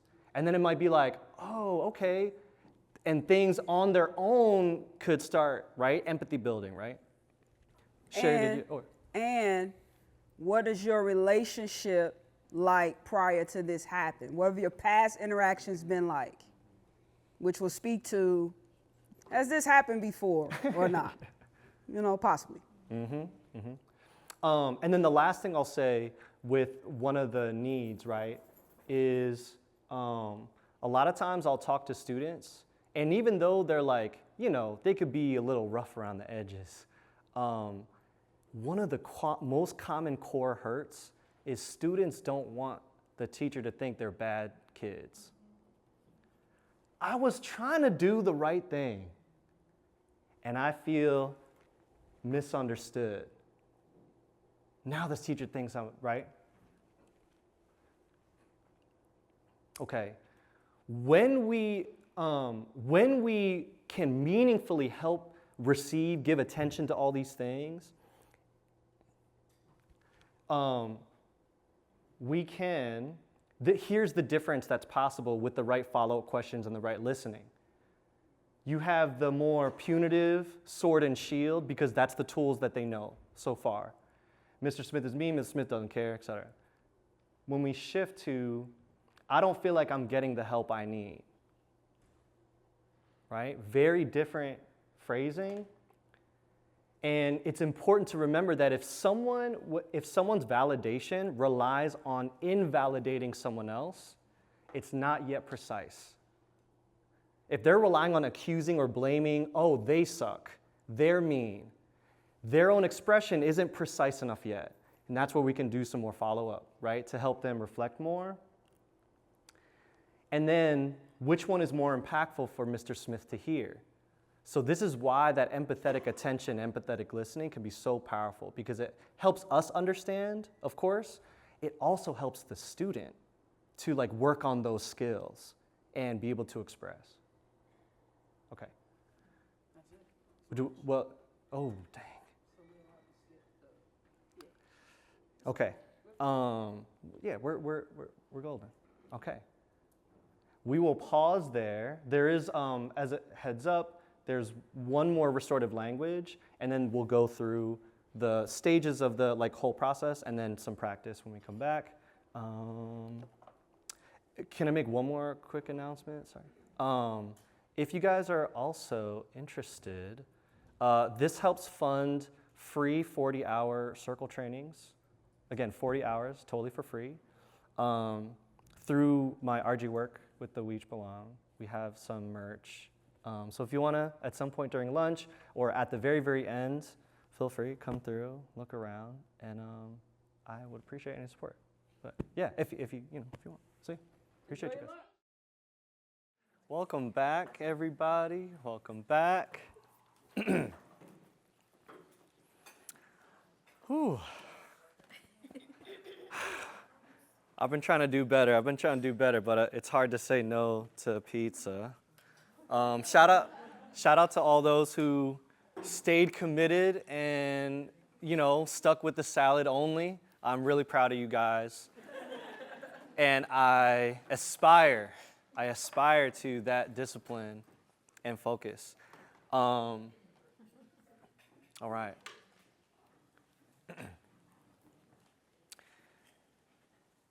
We won't have time to do both people, but wanted to, at least for one person in the pair, to be able to do this.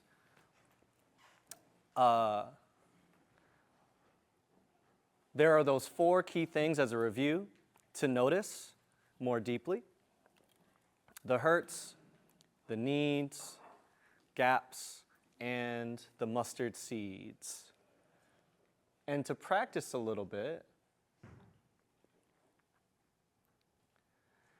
finding an elbow partner again. It could be in a group of 3 if there's uneven numbers. And so it would be 1 speaker and 2 receivers. And so you all can decide who can be the speaker. Essentially, it doesn't need to be something heavy. What is a pet peeve you have about a family member or a friend? Okay? Pet peeve, that the person in the house who just keeps not doing the dishes, or whatever it is, the trash can's always overflowing. Just one. Go crazy. Go. Listen, that minute is your minute. I want you to feel heard, okay? I want you to feel heard. All right, so turn to your partner, decide who's gonna go express and who's gonna listen. Go ahead.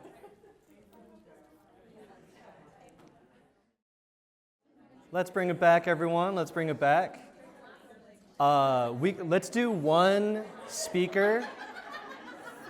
Let's bring it back.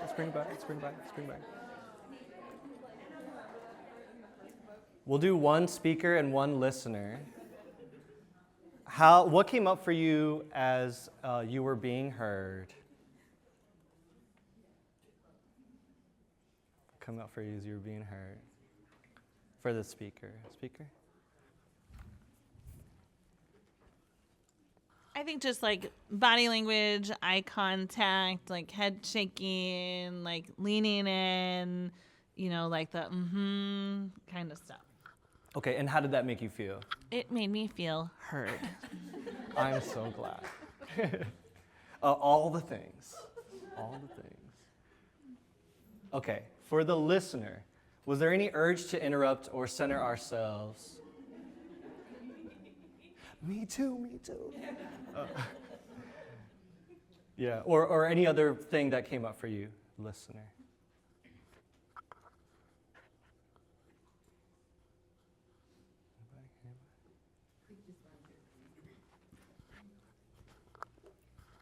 So I'm pretty sure my team already knows that I'm really bad about interrupting, but I would say innocently the first time I was doing it, and then I like read the second point and was like, oh right, I'm supposed to be quiet. And then my other teammate started talking and I interrupted her and I was like, oh my God, I'm really bad at this.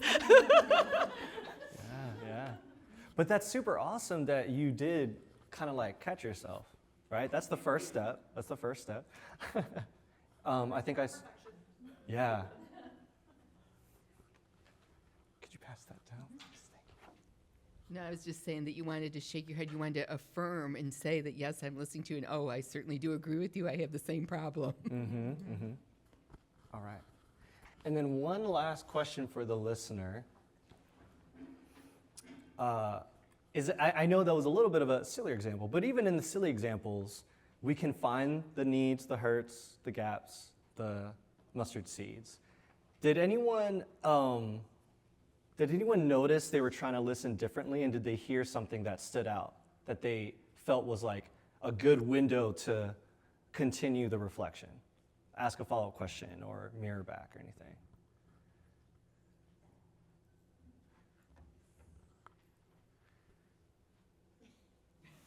Totally cool. Thank you. I kind of, when I was listening, I heard a lot of similarities between me and the person that she was describing, and like the loudness that we make, or at least that, I've grown a little bit more used to being aware of how loud I am. And I was like, if we would have had more time, I feel like I would have addressed that. But it was very funny, but it was very relatable. Awesome. Thank you. One of my favorite quotes, I love my references, I love my quotes, I love my alliteration. And yes, I always feel like I gotta clarify, but I do like Bruce Lee, okay? I mean, who doesn't, right? And he has a quote where, and really Bruce Lee was a philosopher. His paint was simply martial arts, right? His ink, whatever you wanna call it. He has a quote where he says, in moments of trial, we don't rise to the occasion. Instead, we fall back on the habits from our training. And so even with little things, right, exercising a different level of attention, a different level of receiving and noticing, right, it helps us be really quick in moments of having these conversations with young people. All right, and this is the last of the 3 types of restorative language. We had the restorative questions, we just did the empathetic listening, receiving, attention, absorbing, and then now we have I statements. And I statements, I'm sure, are not new to you, but I hope that this can take it to another level. How many of, don't make assumptions, Andrew. How many have had practice with I statements before? Yeah, feel most of the room, like 95%. So apologies if this is a repeat, but I hope that there's something deeper here. It's still, there's 4 main benefits to the I statement, which again, I'm preaching the choir here, so try to run through this more quickly. It still names the harm, but it doesn't rely on judgment. Part of people's concern is that, well, we shouldn't be sugarcoating things. In I statements, you don't have to. The harmful part is not the honesty. The harmful part is relying on the judgment when we're expressing our experience. The second thing is instead expresses the harm with greater precision, getting at the core need that is important to you and that was not met. And so when we go back to like the Mr. Smith thing, right? Like, is Mr. Smith going to receive that, or What's the real heart of the issue? Third, it gives the listener an opportunity to grow empathy and take ownership out of care for you. So it's not, I have to apologize because that's the rule. And that's what the adults are saying I need to do. It's, your experience sucked, and I don't want you to have that experience. Again, when I first got to the school, it was, Ching Chong, Jackie Chan, da-da-da, right? But after being a part of the community, after like year 2, 3, 4, et cetera, as I started building that relationship and that trust, right? At that point, I didn't need to initiate or request the restorative conversation. Kids were coming up to me saying, Mr. Hong, my bad. I don't want you to, or even proactively, we started preventing conflict. Mr. Hong, you know I love you, but I'm getting real escalated right now, and we're gonna need to talk, not right now. Or I need to take a walk, get some water, right? So, because they knew me and I knew them and we knew that we got each other's backs, we're invested in each other, right? It's out of care for the relationship and not because they're bad kids and they need to correct themselves. And then it makes room for multiple truths. So yes, it's I statement for that one person, but when both people involved can do it together, super powerful. And we talked earlier about how one of the barriers is the judgment, assumption, etc. A lot of people feel stuck and are concerned. We also talked about fear, right? Fear of the relationship being severed or being misunderstood. I statements can help to not 100% guarantee the removal of that fear, but it greatly increases the possibility of moving beyond fear. I meet a lot of teachers where they say, you guys are asking me to be restorative, have this SEL with the student, but what about me? No one's SEL with me. I'm stressed, I'm hurt. And a lot of times, people are still in the mindset that to validate the student has to mean that I'm wrong.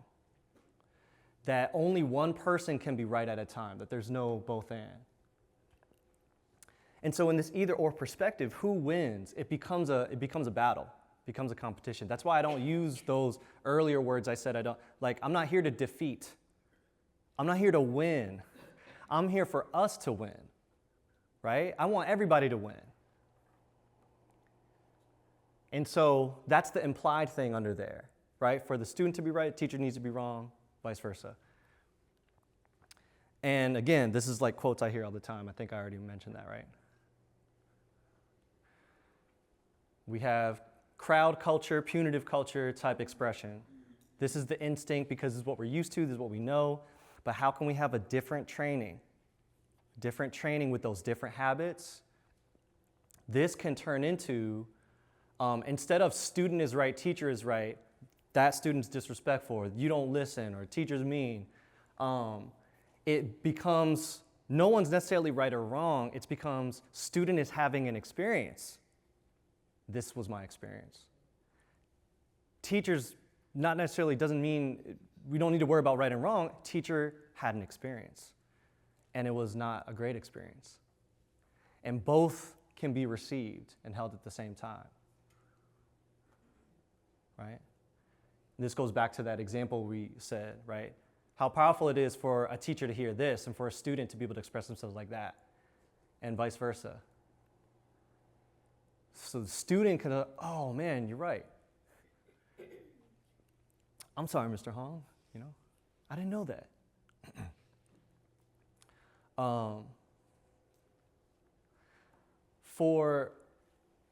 For students to see the humanity in us too, I'm sure you all see the power of that, right?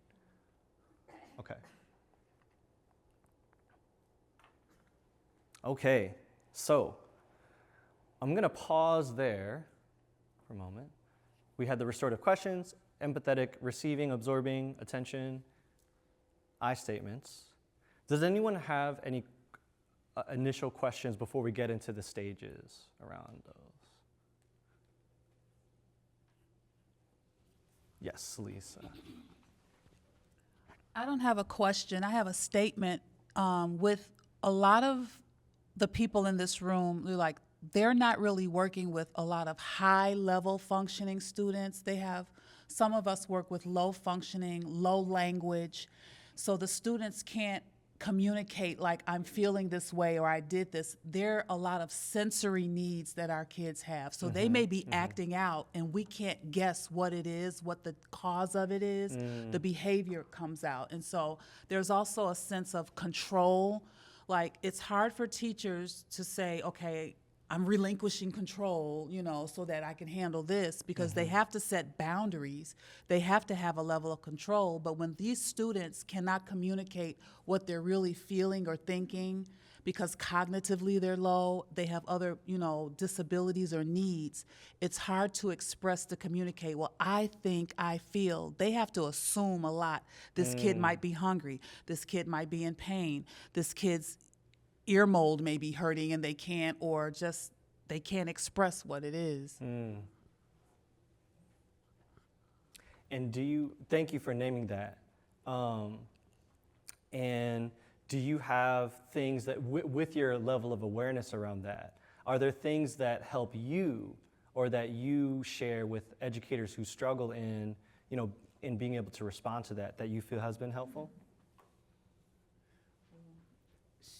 Sherry and I, we're behavior coaches, and everyone knows what we do when there are behaviors that sometimes they can't pinpoint. And so it's about not really building a rapport with that student, but knowing what their disability is. Are the behaviors because of the disability versus is it something that they really know what they're doing and they're trying to piss me off? Kind of a thing. And so we have to observe, we have to, collect data on the student. That's how we build a rapport to that level, getting to know, watching them, their behaviors, their mannerisms, and then that connection with home. Because, something could have triggered this child at home and it's spilled over in school now.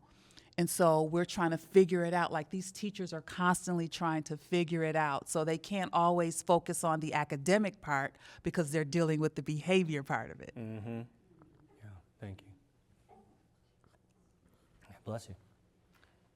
Yes. I had a question. Yeah. This is changing the topic, so maybe we can, I don't know, maybe I'll get to this. This is kind of just going out zone.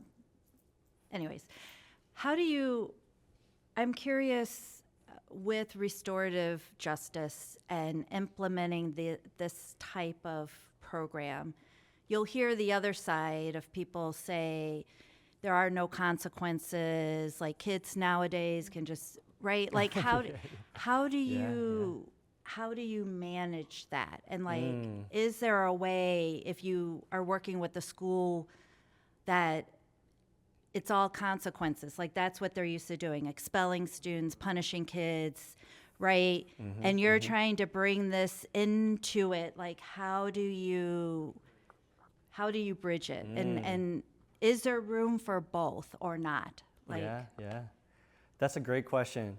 And I'm sure there are folks who share that same concern.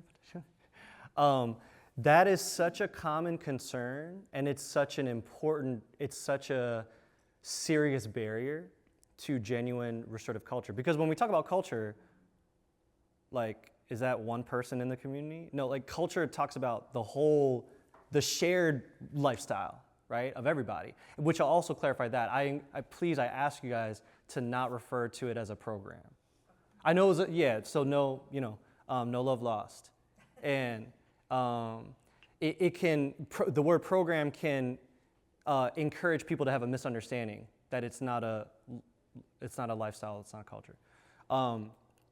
So a couple quick things to that. One, we actually have a full separate PD all about that. That's how layered it is. And there's a lot of tips and strategies for sure in how to approach that.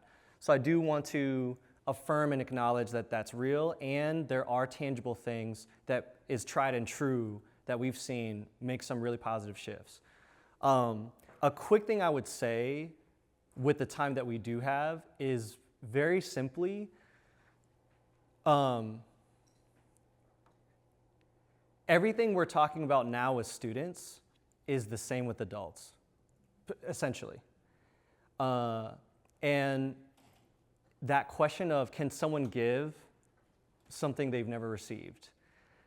99% of the time, the first step that I see in helping teachers reconsider and have their own perspective shift on restorative justice is when I begin to understand and validate that their experience, I can't be more right than someone else's lived experience. There's a reason. Every time I approach a teacher who is like, this sucks, I have a classic story, I don't have time to tell it, but I call him Mr. Care Bear. I call him Mr. Care Bear, and I know this, if we weren't being videotaped, I would say this in a different, I would say what he actually said. But after the PD, he said, Mr. Hong, I hear you, but I don't do this Care Bear stuff. Verbatim. Well, not except the last word, you get it. There's a reason, and there's real lived experience behind him saying that. And I knew right away, thank goodness I was later in my journey. If I were earlier in my journey, I'd be like, but it was so important for me to understand that if I wanted to see what's possible in collaborating with him and encouraging him to see the power of it, well, I need to see if there's opportunities where he can experience it himself. And experience the benefit of it. So it was really hard. He was going through a lot of things. And again, it's a long story we don't have time for. But with the different strategies, we ended up shaking hands at the end. We had restorative conversations, kids who were failing up to B's and C's, right? Some real turnaround, but it took a while to get there, and it took a lot of the same, I had to open the door of communication. I had to build some trust with him. You get what I'm saying, right? That's where we had to change the soil and open up those doors. Let me add something to that. Just as it relates to folks, I don't know if I need this one. I need this one. I'm just going to stand next to you. Okay. It's my brother anyway. So as it relates to whole school communities moving out of a punitive mindset or punitive ways of being, my first question is this consequence changing the behavior in any way? What desired outcome do you hope to get after this suspension or expulsion? It's not about having the answers, it's about having the right questions. And if it's not changing the behaviors, maybe we should just try something else. I really don't care what you call it. It doesn't have to be RJ. As long as we're doing the work of getting to the root cause of the behaviors for the young person in front of us and meet the needs for that young person, so we see a gradual shift in behaviors because we're actually getting this young person what they need to be successful. Discipline initially means to teach. We have gone away from that because we live in a punitive world. Everything in our lived experience as human beings is punitive. You're speeding, you're going to get a ticket. You commit a crime, you're going to jail. Okay? If that worked, the recidivism rate wouldn't be as high as it is. So at least for the sake of our babies, let's try something different and see what grows from it. Thanks, T. And the last thing I'll add to that as well is it's also the validity, in the same way that if a student lashes out, yes, it can feel frustrating to receive that, But we know that there is a valid need underneath that, though. Same thing with adults. If adults are saying, hey, this doesn't work, hey, there's a valid, no teacher, whether you're super supportive of RJ or super not supportive, what teacher wants a challenging class, right? So there is some need under there. And so a lot of it is also, will come up later. Actually, I think it's, wow, I need to write you a check too. I forgot that this is like right after this part. That's one of the most common concerns is, hey, there's when I hear there's no consequence, what I'm really hearing is there's no change in behavior. There's no improved relationship. When I worked with that teacher cared less about, it's like, hey, let's do a restorative conversation. I said, give me your top 5 most challenging students. Hey, you want to talk about it? I'd love to support, right? And when they were done with that restorative conversation, he could care less if they were suspended. They were doing better in class. They were listening more. He was listening to them. I mean, it wasn't perfect, but it was way better. So, but the key thing is, and this is kind of another way to look at the 5 stages, that circle, but this is going to talk about restorative conversation centered view of it. A lot of people get introduced to RJ like this.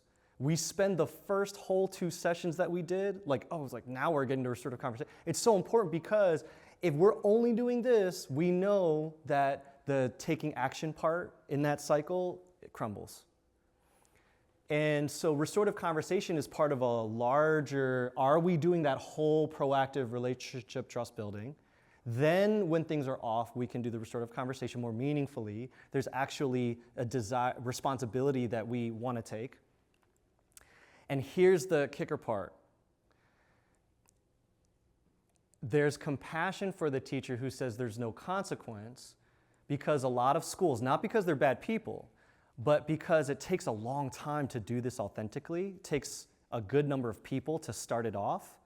And a lot of people who are trying restorative conversations, even if the restorative conversation is super good, a lot of schools don't yet have the system and structure built in to make sure that the accountability is not the conversation itself. The accountability, not only is it a relational word, accountability is a process. It's a process. It's not like one thing. Accountability is the way I'm moving thereafter, in perpetuity, right? So accountability is a process, and then we can go back to good relation. And then it just kind of, and it keeps bumping around, right? Because we're human. And so hey, there's no consequence. Part of the solution is not only the mindset of the teacher, but also where are the gaps in the systems and structures to help show that after the restorative conversation, this is what the student offers and wants to do to try to repair. And it's a tangible thing. It could be they write an apology letter. It could be that they stay after school to help the teacher with something, whatever it is, right? And again, we'll kind of talk about that, but that part is missing a lot. And even if there are accountability processes after a restorative conversation, a lot of times the teacher may feel uninformed about it. And so in their perspective, it's like nothing happened. And then admin or the dean get mad because like, well, we did do something. And then they feel misunderstood, right? Because they spent 3 hours with this kid. And then all of a sudden the teacher feels ungrateful. It's like, so part of it could be as simple as, is there communication in like how the teacher can also be informed with what the post-restorative conversation agreements are and accountability process is. So there could be different root causes to that, but it's a great question and very important to the process. So restorative conversation is also even further broken down. The first step is de-escalation and safety. Do they need to be separated, right? Are they okay to maybe have a quick chat there? That's super important. I had a school, this is a quick story, very similar to the last situation, but it was way more serious. The kids just fought in the lunchroom. I get to the school. Hey, perfect timing. We're gonna do a circle. I'm like, cool. Split them up. We'll do pre-conversation. We'll check in on them, and then we'll plan the circle for tomorrow. They're like, oh, they're like in the room right now. I'm like, whoa, whoa, whoa, whoa. They literally just fought, and you're trying to circle right now. I was like, this is not.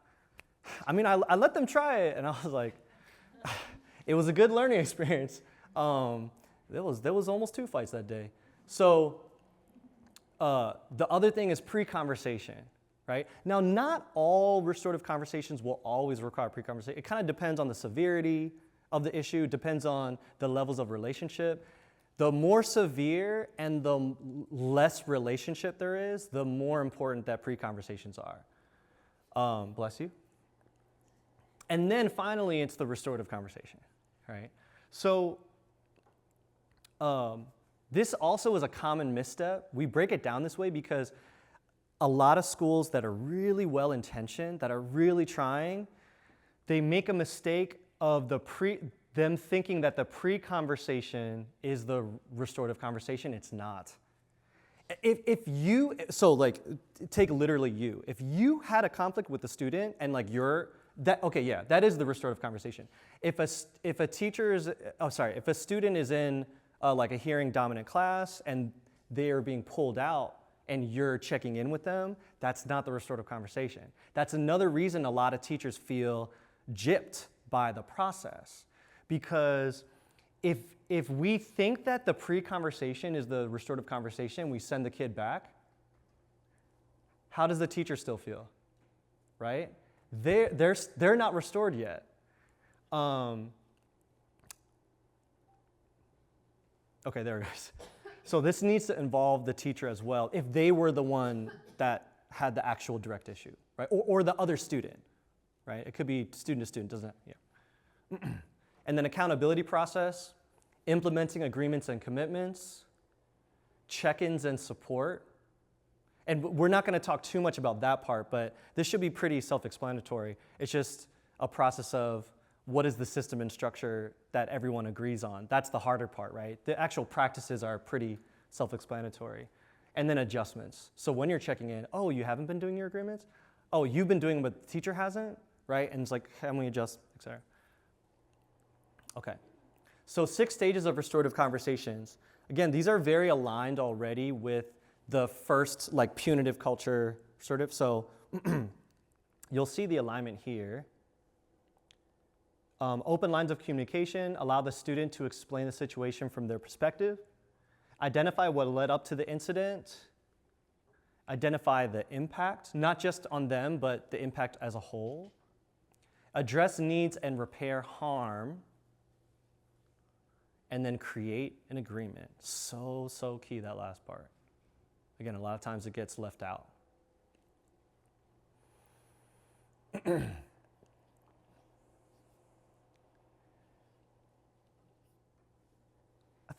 We already talked about the doors. And then I'll pass to T for this part. There is a secret stage 0. Yes. That we all asked about. Oh, did you have a question? Yes, Okay. You got it? Oh. All right.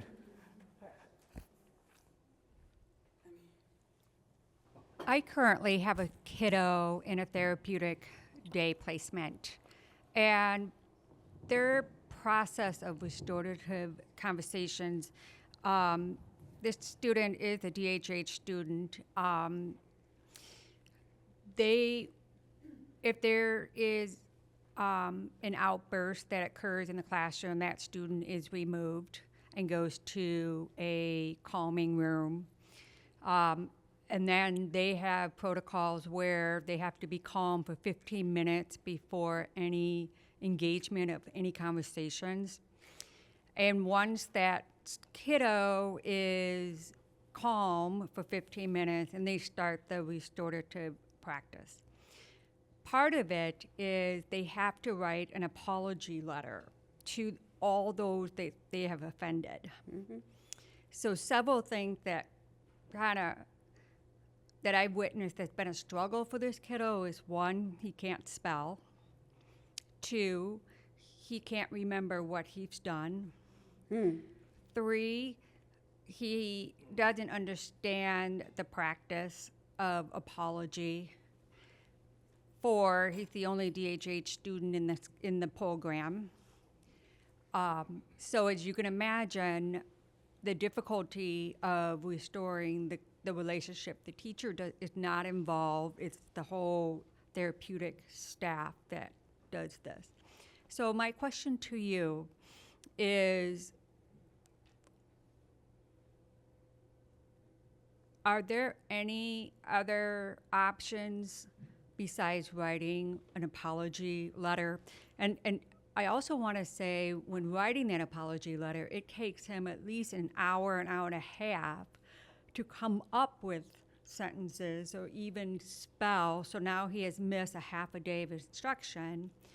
And so they won't let him out until he has done that. I'm sure this is not new to you. You've probably heard similar Very stories. strategic. So with writing an apology note, is that effective? I maybe. But my question is to you, if it's not effective, how else can I help this student restore? It seems to be pretty one-sided. They're not really restoring themselves either. They expect him to be restored.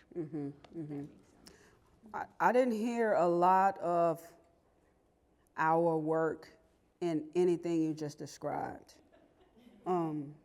except for the time and space, which I think is helpful. Again, I said it's important in our work to meet and anticipate needs. So if you're creating more barriers, then we're not quite tending to the needs, right? I personally do not ask kids to apologize. That has to be something they come up with on their own. You know what I mean? If we're effectively doing the work, then we're having a conversation with the person or the people that this student may have harmed. Now, that other party might ask for an apology. And then I can speak to this young person as the practitioner and say, hey, the person you harmed asked for an apology. Are you willing to meet that agreement or not? And how can I work through this with you? Because this is what the folks you have harmed has asked of you. But I'm not asking young people to do that. And if I know that certain young people are unable to write or read, to be able to repair as a part of the process, any part of the process, I'm not going to utilize those tools or as a part of my work with this young person. So I think it would be helpful to elevate this young person's needs and speak to how their way of going about the restorative process is not actually meeting this young person's needs, and offer some new ways to do similar things that don't create a hindrance to this young person. So what does it look like for them to process what actually happened? Sometimes there's scaffolding to that. Sometimes that's several conversations over time. And what are you feeling in this moment? What led to this emotion that you're having? Then what happened after that? Do you recall this or that happening I observed? You know, it's not just this fill this out. It doesn't work like that. If we really want to see young people's behaviors change and them to learn from the challenges they're experiencing, we're gonna spend the time to help them process that in a way that's most effective for them, you know? And it's gonna look different depending on different abilities and the ages of young people, you know? I don't know if I was helpful at all, but yeah, that's how I would go about it. Sherry, do we have printouts of the Check Yourself tool somewhere? Or do everybody have access to it? Whatever you sent us, we sent out to everybody in an email. Okay, perfect. So let's pull up the check your. And it's linked, yeah. Okay, great. Let's pull up the check yourself tool real quick. I hope that was helpful. Okay, cool.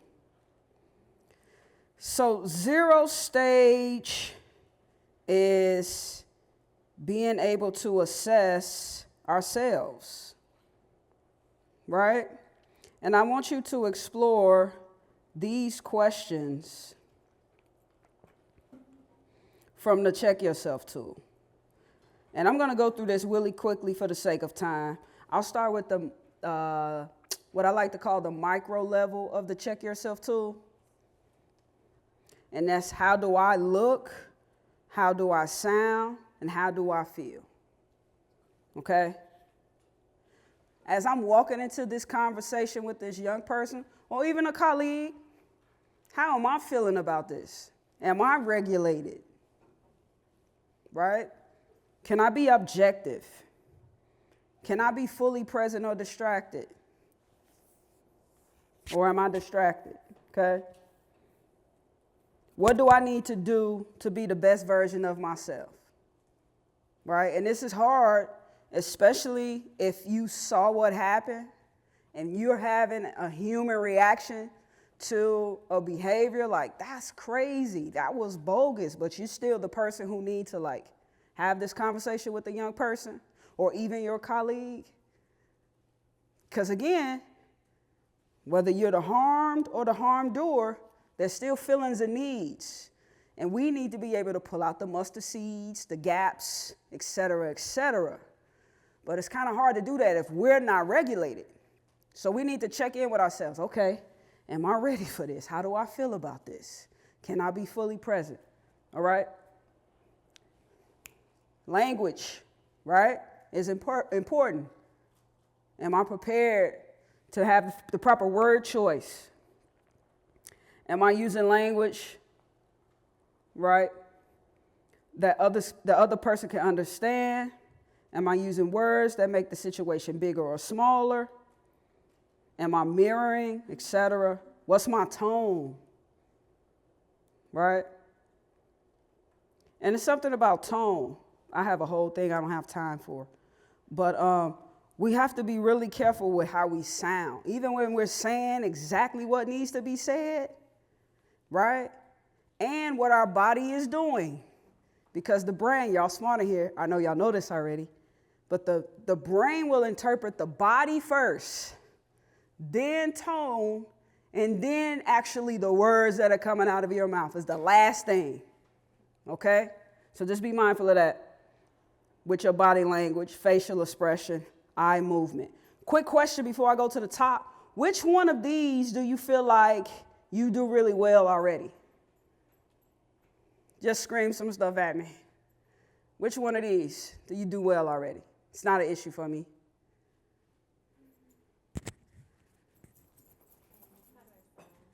Sound, how do I sound? Tone. Body language, check. Which ones do you need to do, you can work on a little bit? Because for me, baby, my face, I'm trying to go in as a stoic. What about y'all? Same face? Face? Anything else? I think for me, I will say probably mood and not recognizing.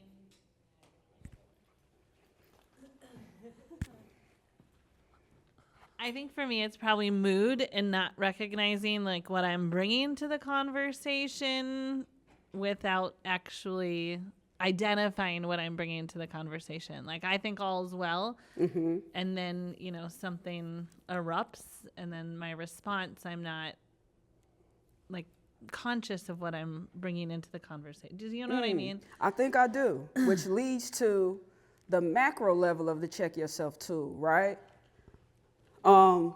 Because everything, even parts of our identities, our roles, our relationships with folks is communicating something, right? So we may be going in and we're ready to have this conversation, and then there are some assumptions possibly being made about us, right? Am I speaking to the right things? Yeah, I think like just in general, like my overall mood, like if something was like bothering me at work and I walk into home and I'm addressing something at home, like I really need to take the time like in the car before I walk into the home to like settle all that work stuff so that I'm not like that extra baggage, I guess. Absolutely. Yeah, that goes back to the how do I feel. And really being really aware of, I got a whole story for that I don't have time for, where I was a harm doer because I didn't check myself, because I'm processing some personal stuff, but I'm walking into work as if it's all good. Yeah, that's that stage 0 we talking about, that we don't know it's bubbling up until it's everywhere, right? Go ahead. I feel like for me, similar to tone of voice would be volume, because either when I'm upset or when I'm really excited, I can get a little louder than maybe necessary. So I feel like it's not necessarily on the list, but I feel like tone of voice, or like the tone of voice volume would be my area. Absolutely. Yeah. Absolutely, because I can get very passionate too. And I don't mean no harm, I'm just excited, you know? Or I can sound like a coach. Well, I'm not screaming at you, but I'm screaming at you. Go ahead, Lisa. With your deaf and hard of hearing population, our students rely on facial expression a lot. And I've had so many students say to me, "Are you mad at me? Are you mad at me?" And it's like, I don't even realize my face. And half the time I can't see, so I'm squinting and they think that I'm mad. But I'm like, no, Miss Clark is just thinking, or I can't see, you know, but they rely on that. So yeah, we have to check only because communication with DHH is facial expression, it's body language. And they rely on that and they feed off of that, you know. That's so good. And it sounds like a gym. Sounds like a gym. Because they rely on it even more, right? Because they have different abilities, right? But to give our attention to that, and I'm going to move on because I'm taking up too much time. But to give our attention to the macro, the top half of the check yourself tool, am I aware of my social identities, right? When, you know, Andrew was an English teacher on the South Side, and I could talk about some of my own identities too, but Andrew was an English teacher on the South Side of Chicago in Roseland, you know, completely different demographic than his identity as a Korean male, right? He was Jackie Chan all day, you know what I'm saying? But if he was offended by that, right, how could that have cut off the potential for creating relationships with young people across difference, right? So who am I? My way of social identities. Do I understand how my social identities are connected to privilege? How do my social identities and privilege impact how I enter this conversation, right? With a smaller person, I'm intentional about getting on their level. Make sure I'm sitting when we're having a conversation. Even like play, I want to be next to them. Not even in front of them. Let's play, let's color while we have a conversation, right? I told you all I did security. I came from a corrections world, right? I started out in security. I was the ops. You 12, Miss McDaniel, you the police, right? That's how young people saw me because that was the role I was in initially, right? And entering conversations, especially if you look at do we have a relationship and we had none, I needed to be aware of how this young person viewed me as I'm approaching this relationship. And I'm not saying relationships cannot be built across a bridge of conflict, because they can. What I'm saying is, it's our responsibility to be aware that we don't have a relationship, and this young person is perceiving me as 5-0, and I need to be intentional about how I approach this conversation to lower their defenses, to attempt to build some trust so we can have a conversation. That's our responsibility, all right? What have our past interactions been like, right? You always up out of your seat getting a pencil. I've had enough, right? Things to consider. And can I empathize in a way that allows for our relationship to grow. I know you have impulse control. I get it. Can I be empathetic even when I'm stressed and frustrated? That's your truth. And you need support for that, right? So this is a check yourself too. Questions to consider, right? This is a good tool to even do with young people. Did you consider these questions in your interaction with this teacher? What they might be feeling? What past interactions have been like between you two? Right? So put this in your pocket. Let it be a feather in your hat, a tool in your toolbox, and use it as often as you need it. All right? Any questions about Check Yourself tool? And I'm going to pass it back to Andrew because where did the time go? You know, when you're having a good time, time flies.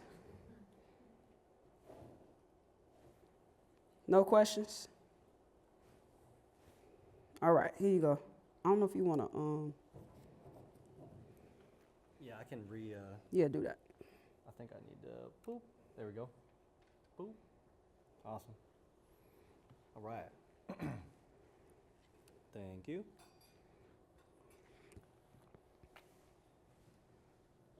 Oop. Thank you. Man, something came up for me, and my mind is blanking. Check yourself tool thing. Man, it might come to me in a second. It's all right. Okay. So we have the 6 stages. There's the secret stage 0. And if you would like, so you can either follow along on the slides, but one recommendation is also in part of your handouts, there is a link to, I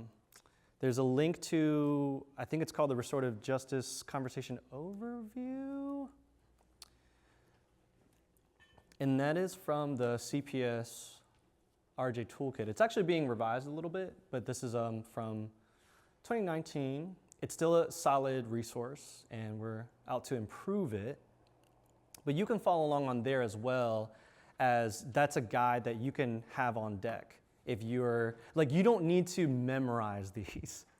Once you get super practiced in it, you could be comfortable moving through a restorative conversation without like a printout or anything like that. But definitely when you're first starting, I do recommend having some, outline that you can have with you to make sure, right, that you're going through all the stages and asking that you have a resource to see the types of questions, right? So with the first open lines of communication, there could be that locked door, whether it's because, again, the role, bias, whatever it is, the historic relationship. Let's assume, I highly encourage, assume that the door is locked. Let's not make assumptions, right? Let's assume the door is locked, and when we open it up, still check in. The student may have done something that was harmful, but let's still check in to show that, hey, you're not the bad guy. We are going to talk about this, but you're not necessarily the bad guy. I want to see how are you feeling as well, right? You're a person too. Check in on them. And then you can start with, and this helps to open it up a little bit, right? You can start with that I statement off top. When you blank, I felt this way, right? And so you can begin to open up a little bit of that empathy. What's even more powerful is like a proactive apology and acknowledgement on our part as the adults. Hey, I do want to talk about that thing that was not cool. Before we get there though, I also noticed that I was approaching you aggressively. And like, I want to apologize, that wasn't cool, right? That's not how I want to approach you. And then stage 2, allow the student to explain from their perspective. What happened, right? Bless you. I hope nothing's going around. I feel like that's like, what happened? How are you feeling at the time? What were you thinking about, right? Tell me more about blank. When you say blank, right? And asking, so it's not just the what happened, but we can ask those follow-up questions based on the things we're noticing. needs, mustard seeds, etc. Now, here's a really, really key thing. What the current version of the restorative justice overview does not say in its current version, but is really, really key, is it's not just the script. It's not just the script. Please, if there's one thing you take away, it's not just the script.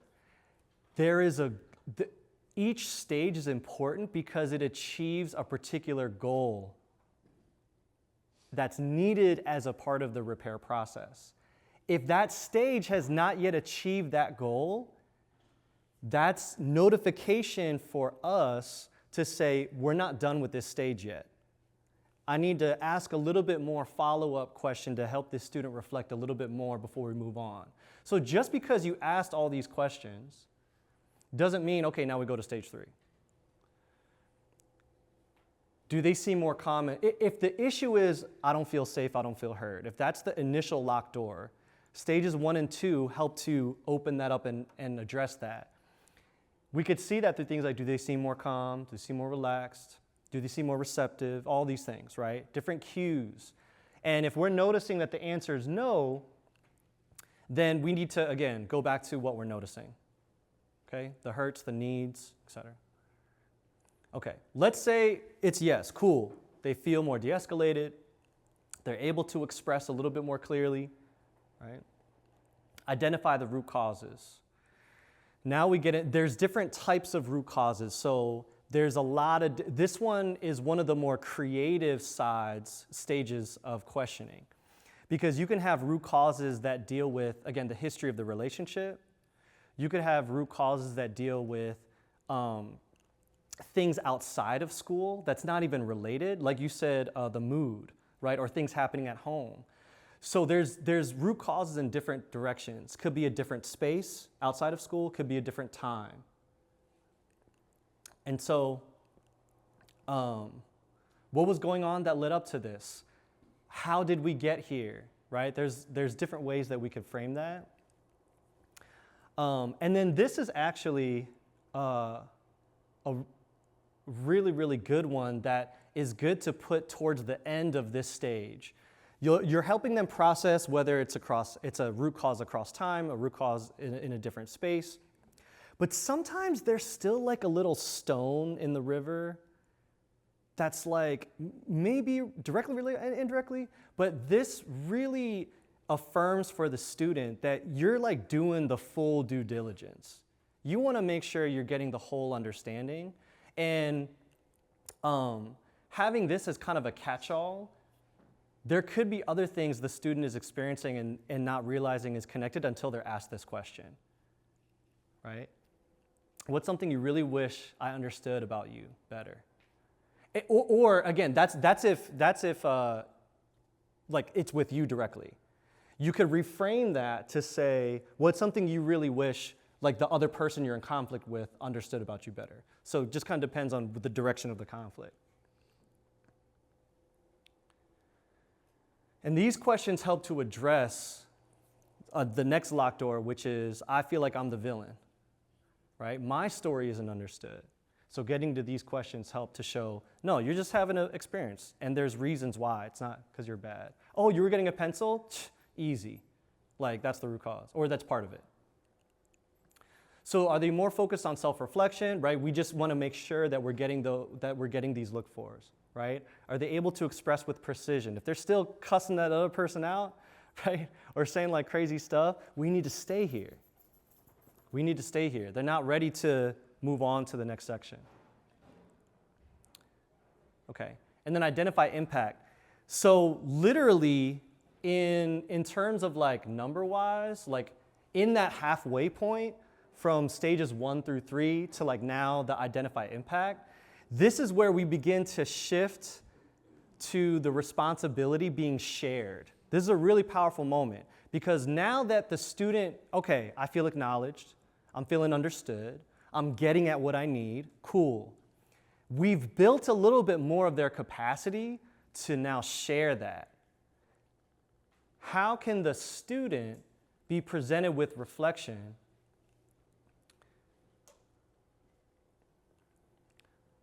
and develop empathy for how other people were impacted, right? What comes up for you when you think about how that other person, what that other person experienced, or what I experienced? What comes up for you? Oh, I feel regret. Oh, I didn't want to do that, right? It's giving them that chance of addressing the impact. Oh, and this can kind of go to your question as well. Around, did I skip it? Okay. Who else might have been impacted and how?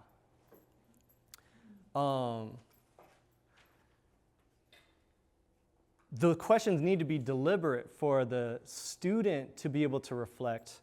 And if they don't know, right, one thing about, I think it's really great that they have the time to de-escalate. Part of it, and I don't know if it's designed this. I'm curious to hear from the student themselves how they feel about those 15 minutes.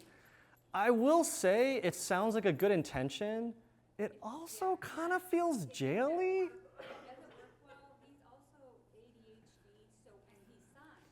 Yeah. So he can't move. Oh, I'm sorry. The 15 minutes is very hard for him as he does have ADHD. And then he is also signing, and they say no signing. So they have him sit on his hands. Yeah. And so he can't move for 15 minutes. There is an interpreter in there with him. So that's what the 15 minutes is. Very difficult. I have to model, you know, so he copies me. So that, because that's talking, so he can't, students can't talk during that 15 minutes. I already was like, there's some gaps as T was reflecting in the initial response. That reveals more of some of the gaps in that practice.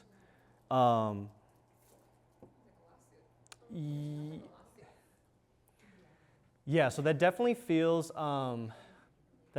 really punitive. Not only does it feel punitive, it also limits I wouldn't be surprised if that is contributing to the student not being able to remember. He's in that pronouns, he, the student? He, him. The student is a he, him? Yes. Okay. He's in a state that is very uncomfortable.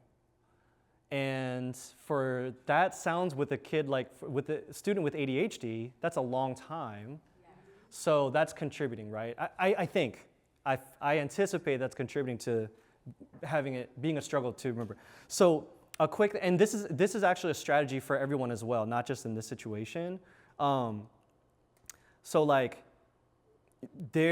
actually that is not, I don't think it's included in the handout, but I can share it with Sherry if it could be.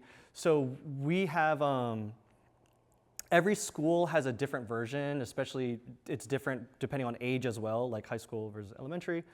But we have something, you could use something called restorative reflection forms. That might be something that is, now I know the student also has trouble writing and spelling, but it's like, who cares about it's mainly for him, right? And so it kind of mimics a restorative conversation, but just like print it out. And you can have copies on deck, like you just have a folder ready to go. And then, hey, I'm struggling, and then, okay, now I need, and that can help de-escalate, but it also is used meaningfully because that time could exercise some of the self-reflection. And you can use things like on this poster. What are you feeling right now? What do you need right now? You know, draw me a picture of what you believe happened. Right? It doesn't. You could use that time to de-escalate a little bit more productively than it being just like, this is our process. And it just saddens my heart that that's happening in the name of restorative practices. That's all. Did you have a question? Oh, okay, I thought you, okay. All right. look for is here. Before moving to stage 5, really important, right? This is achieving a goal of trying to stretch social awareness, not just self-awareness, of trying to extend empathy, exercise those emotional muscles. So we're looking for, do they have a willingness to name their part in what happened?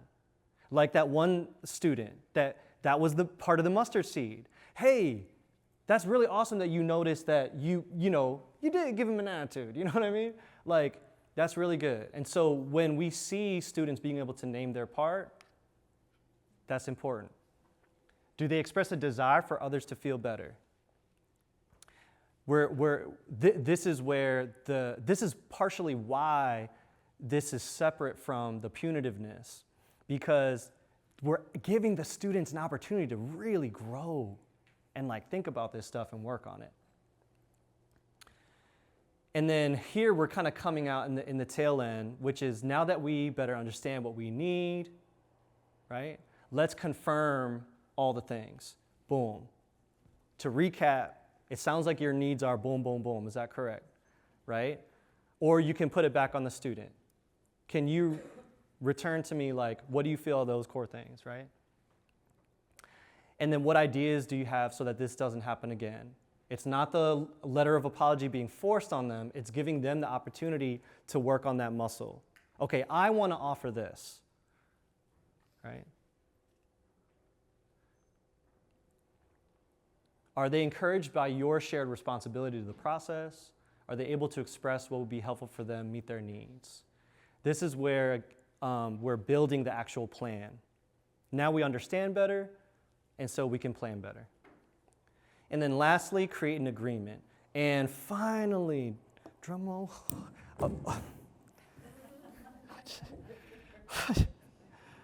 I put too much trust in this clip. Come on, man. All right. I do remember we did include this handout. You have a handout that's like a one-pager that, again, you could just have copies of. It's a little bit more middle school, high school facing, the example we gave, but it's like a color-coded agreement thing. This is an abbreviated version just to fit on this slide. But this is something not only for you, but if there's another student or another teacher involved, that could be part of like helping to communicate that there is something happening. You can copy their agreement form and you can share it with the relevant teacher and say, hey, how does this feel, right? Is there anything you need that you want the student to actually address a little bit more, right? And then we can move on. But this is the part that's missing a lot. And so please, like, when we're doing the conversation, what is the accountability process? What's the commitment? And not only that, what might be hard about this? What supports would you need? Because anytime we're trying to, like, we're educators. If there's a new curriculum or a new policy being doled out, like, we can't just like, okay, here is this 20, 30 page thing, read it, become an expert at it, and now be perfect at it, right? Like, we're gonna need trainings, we're gonna need support, we might fail a little bit. So similarly, young people are gonna need that scaffold and support for a new behavior. And then the follow-up plan. Are we gonna check in weekly? We're gonna check, right? We don't just, all right, you have the agreement, now you better behave better. And we give them no structure, no check-in, and then oh, you did it again. Like, of course they're gonna revert back to those things. We need to give them this training, the structure to train and grow. Okay, now, cool. Could you pass that down, please? Thank you. We often use CICOs with our students. Can we incorporate some of this with the check-in and check-outs, some of those questions or some of those conversations within those CICOs, or should it be separate? That is a great question. I would say, thank you.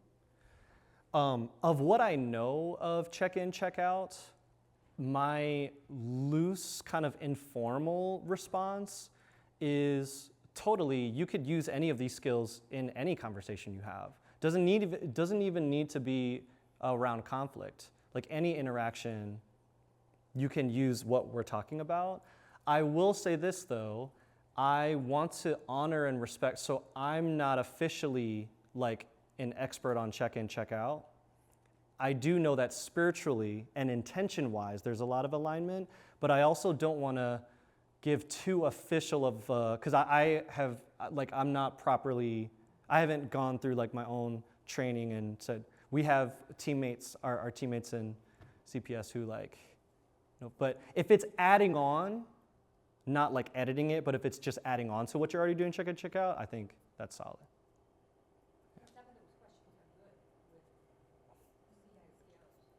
I'm glad they feel helpful. That's the idea. Okay. All right. So we didn't, as I mentioned before, we definitely don't have time for the full thing, but we wanted to show you at least part of it, and then we'll finish with some final practice. The world premiere. We need like a fog machine. Is that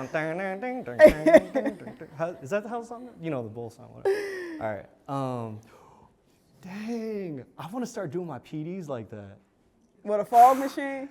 We may not have a fog machine, but turn the song on and like take my jersey off. Okay.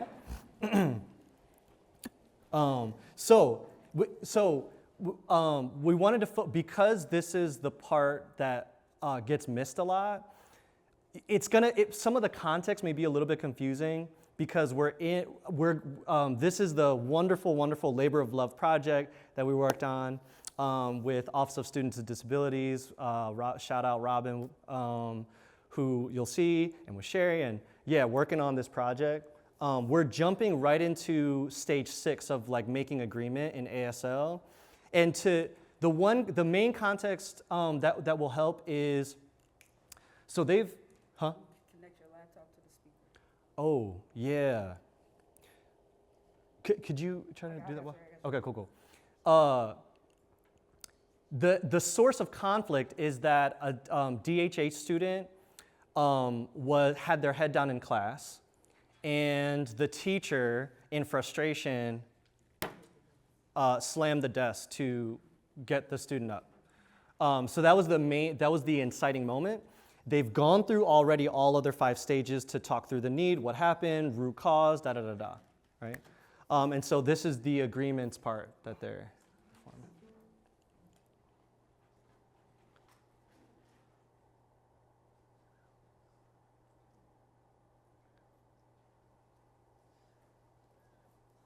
Come on. Nice. Oh, yeah.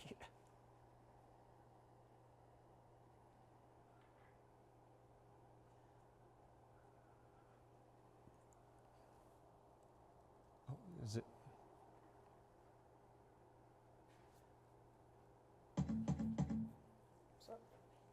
Okay. Great. Even though we were able to talk through what happened earlier today. It's important to find ways to prevent the same thing from happening moving forward. Meeting the needs that caused today's situation can help us do this. Some ideas to meet your needs would be having a snack available just in case you miss breakfast, encouraging your parents to get you here on time, talking with Penny to see if she would be interested in a conversation with you. And if you ever feel the need to put your head down, I'll gently tap your shoulder to try and wake you instead of knocking on the desk. Does this feel good? Anything you want to change or add? Yes, these feel good. Okay. I can commit to those 3 things. For my needs, if you need to put your head down,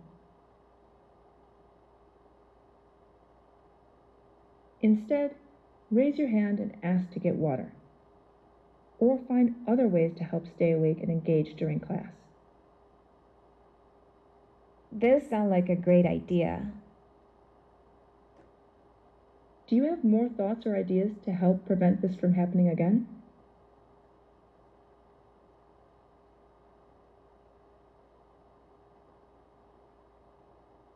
if we have a discussion with the class on how we can be more engaged.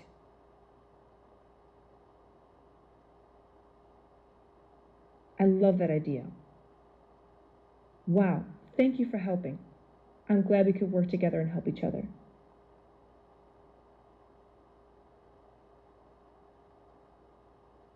Here's a paper so we can record our commitments later.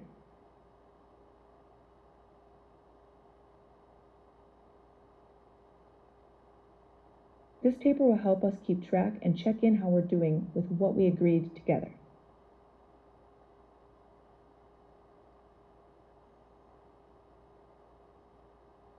How often do you want to check in on how we're doing? Every week or every day? What do you want? Every week. Of course we can. And is there anyone else, another staff or student, who might help you with these agreements? Anything that might be hard about our agreements that you could use some help with? I think having the class discussion. I'm scared that the students won't listen to me.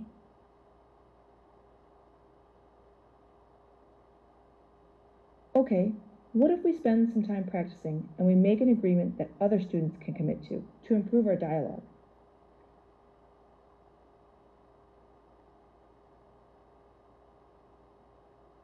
Yes, that feels a lot better. Great, again, you did such a great job. And I'm so excited to create a better classroom with you in it. You know that you can always ask if you have questions or need anything. Okay, thank you. Yay!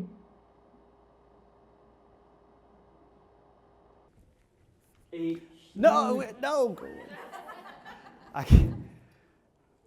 It was torture, you all. It was torture watching myself, and it's weird. Okay. Okay. Let's give them a round of applause. It was such a man. It was amazing.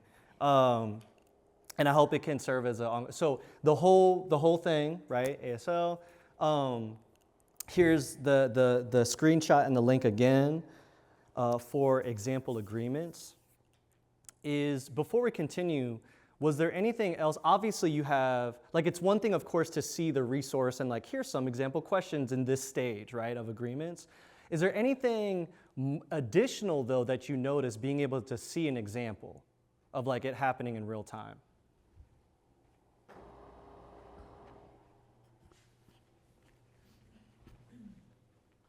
Even though we're having a conversation one-to-one with a student and having them reflect, sometimes that can still feel punitive sometimes for the student. So I like that the student was able to communicate, can we do this with the whole class? And the teacher was accepting of that this agreement reached beyond just that individual student. There are ideas within the space that can also be valued and heard. For sure. Thank you. The thing that I noticed was that the agreements, really when you kind of boiled it down, was problem solving, right? It was solutions to problems. Mm-hmm. And that is something that is challenging for a lot of our students. So I know, in my program, we work a lot on that, on problem solving and thinking of multiple solutions, because all of those agreements were multiple solutions to the problem, right? So being able to think that there's more than one way. So I'm just thinking that even with I work with EC kids and middle school kids. And so with the EC kids, we work a lot on what's the problem, what's happening, how can we solve it? Because that's all foundation that's needed for this as kids move up. So Yeah, no, I love that. Thank you. Okay. Anyone else? And sometimes even we do want to empower our young people, and sometimes that doesn't mean it's quote unquote wrong if you're doing a little bit more talking or offering at first. Because again, if there are students who are maybe a little bit lower in their expression abilities at their age, to offer what we think we heard or what could be different options of different solutions, right? And they can respond and kind of move from there. That could be a great way to scaffold them. And then as they get more used to that, right, then we can share a little bit more opportunity for them to speak on that.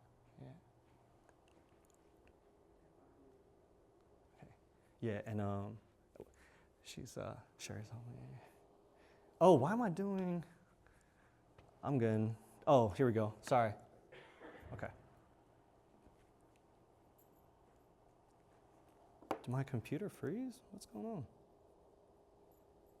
Okay, we'll just move like this. Okay.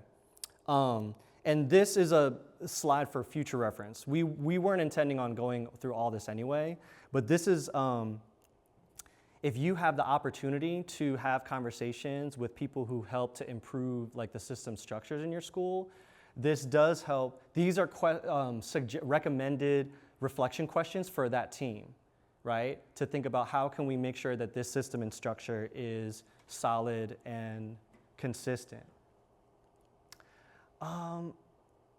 Yeah, and so sorry you all. We did have we wanted to put you all in pairs and be able to practice in whether in ASL or verbally, if you want to start with that first.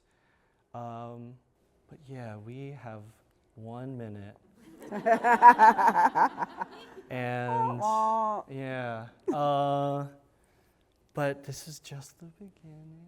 You know, it's a longer term process. One thing one thing I'll end on, and then we'll do like official closeout, is also have grace for yourselves. Have grace for yourselves. You also deserve time to like be more, to get that training. So have the Bruce Lee quote, right? And to develop this in yourselves. And so one thing that I recommend is kind of honing in, right? Use restorative conversations, even with seemingly small things, low stakes things, where there's a little bit more leeway if you like forget a stage. You get what I'm saying? Like use those moments to practice, and then you can reflect, and that'll help you develop the habits for when things could have more consequence. And try them at home with your teenage daughter, if you dare. Right. And yes, you all are wonderful, wonderful educators. You all have seeds, needs of belonging in yourselves as well. We hope you felt poured into today. We hope you continue are in your communities where you can be poured into. And this isn't the end. So if you want to continue reaching out, different questions, resources, we may be in different parts of the state, but hey, like we're a community, we're connected, we're here, we want to see this happen, grow a more loving, caring, healed world. So appreciate you guys. Yeah.